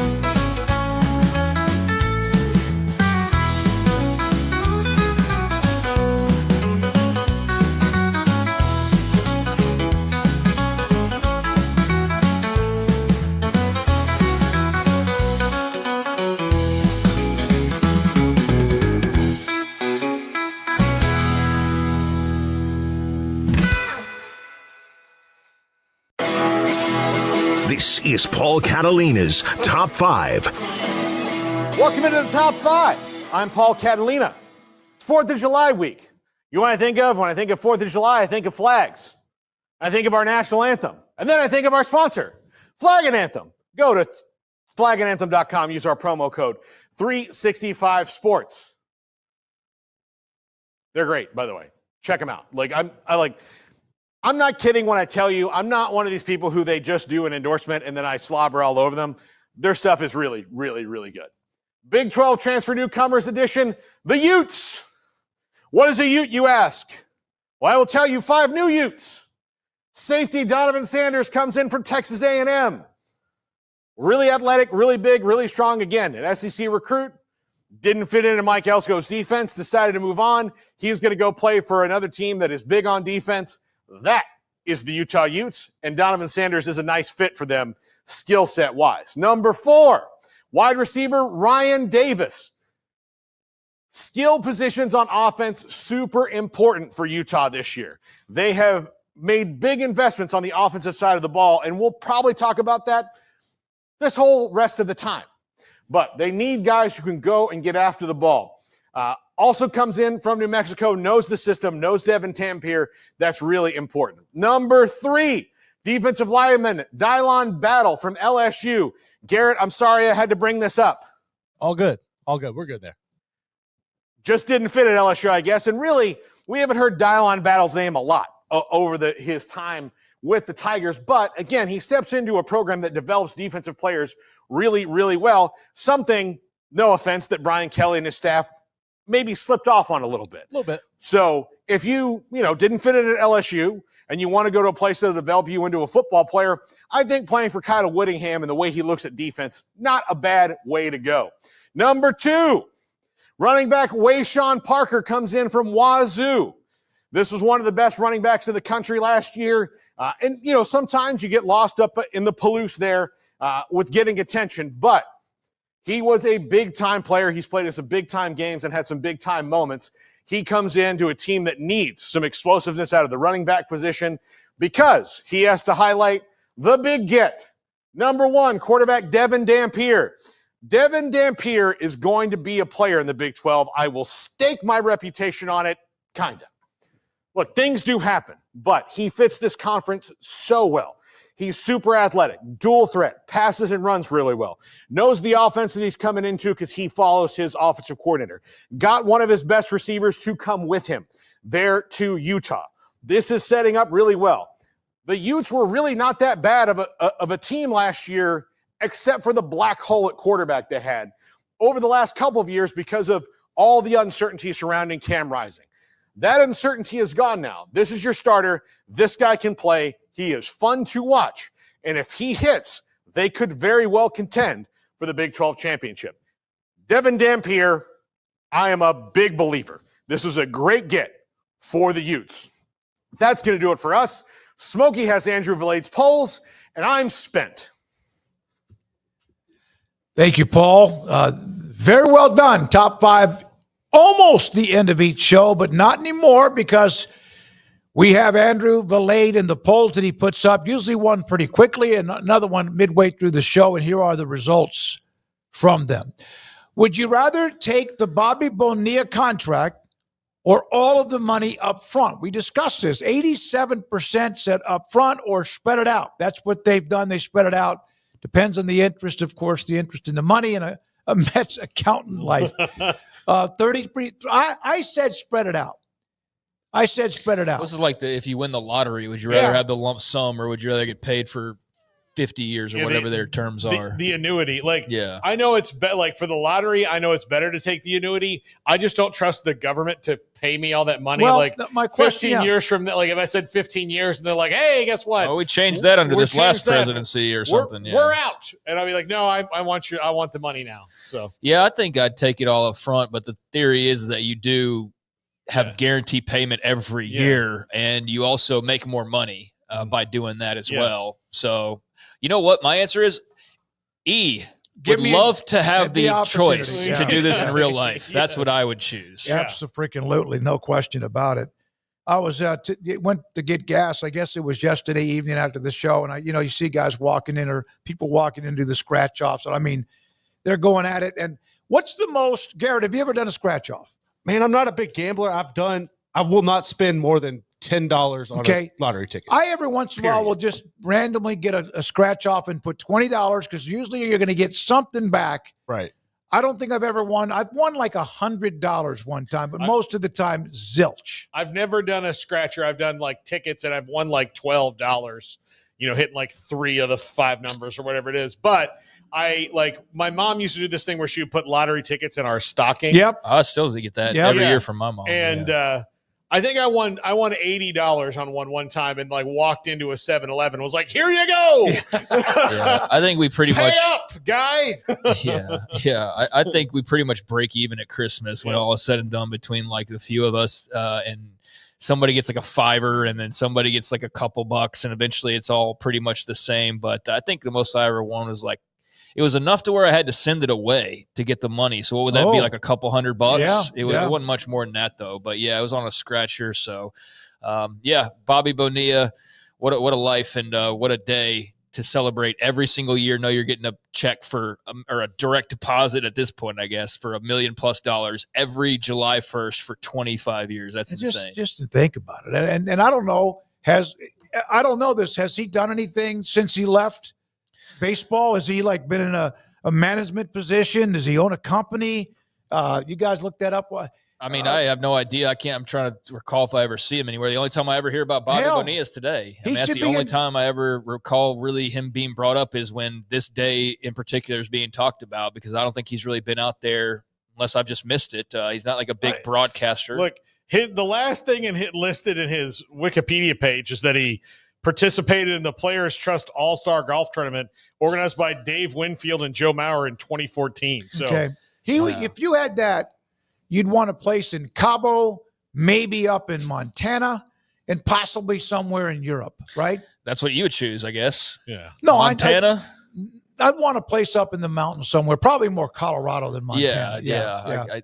Montana's a little bit different. But, I mean, you could have pretty much whatever you want. Not on $1 million a year, but if you've been stacking that for 25 years, plus all the other salary you made during your baseball career that was actually paid on time and not deferred, then he's walked away pretty well and not really having to do much of anything. Yep. All right. The other one, which draft was more enjoyable? I did not watch the NBA. Well, I take that back. I had it on. I watched it because Edgecombe I thought would be top 5. He went 3.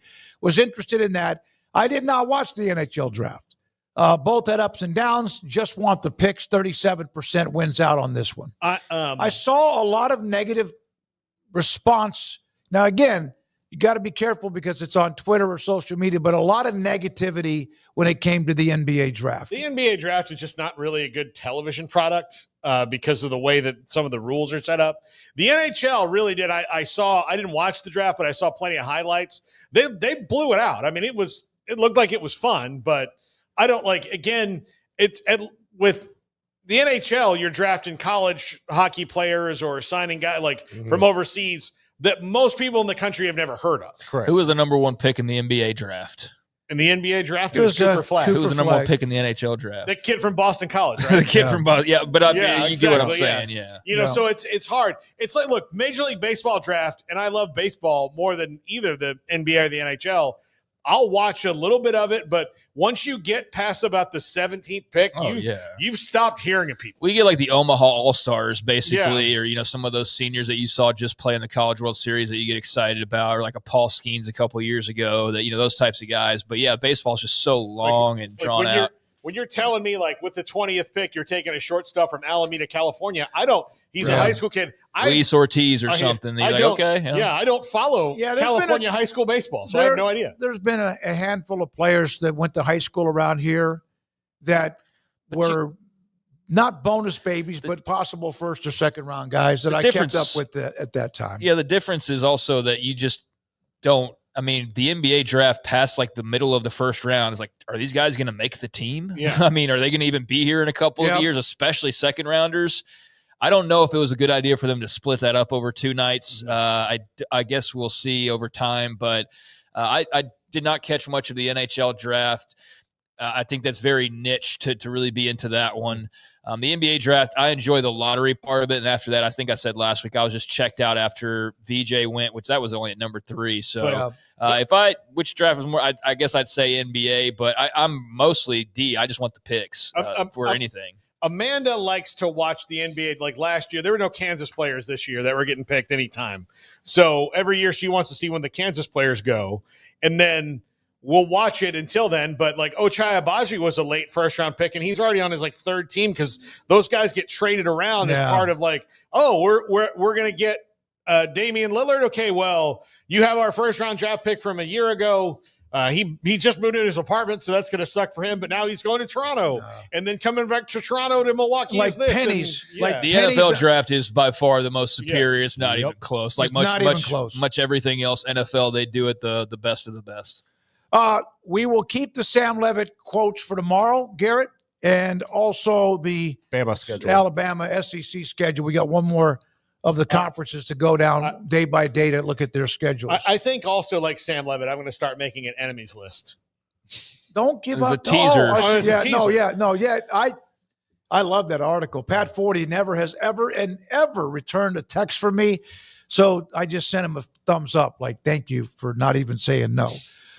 Tomorrow on the show, I do know who is it tomorrow. It doesn't matter. We'll get to that when we get to it, but a pretty good name will join us tomorrow. Thanks to Texas State and the Kelly Damphus and also Don Coryell. And no, he's not related to the former NFL Hall of Fame coach, Don Coryell. Yeah, I looked that up beforehand. I did too. Because I was such a unique name. Yeah. I was going to be like, well, your father was an innovator. And he's like, well, I guess so. Yeah. I know. Not the one you think of. I didn't know him. Yeah. Before we go, please hit that subscribe Yes. button. We would very much appreciate that. We're with you every weekday starting at 3 o'clock Central Time for 3 hours every day. So, if you've watched a little bit of us, just do us that favor. We'd much appreciate that. All right. We do appreciate it. Thanks for the comments in the chat on some of what we've done and some of what you want us to do. For everybody, Garrett Ross, Andrew Valade, Emery Winter, Craig Smoak, Paul Catalina, I'm David Smoak. Thanks to our great sponsors, and have a great night.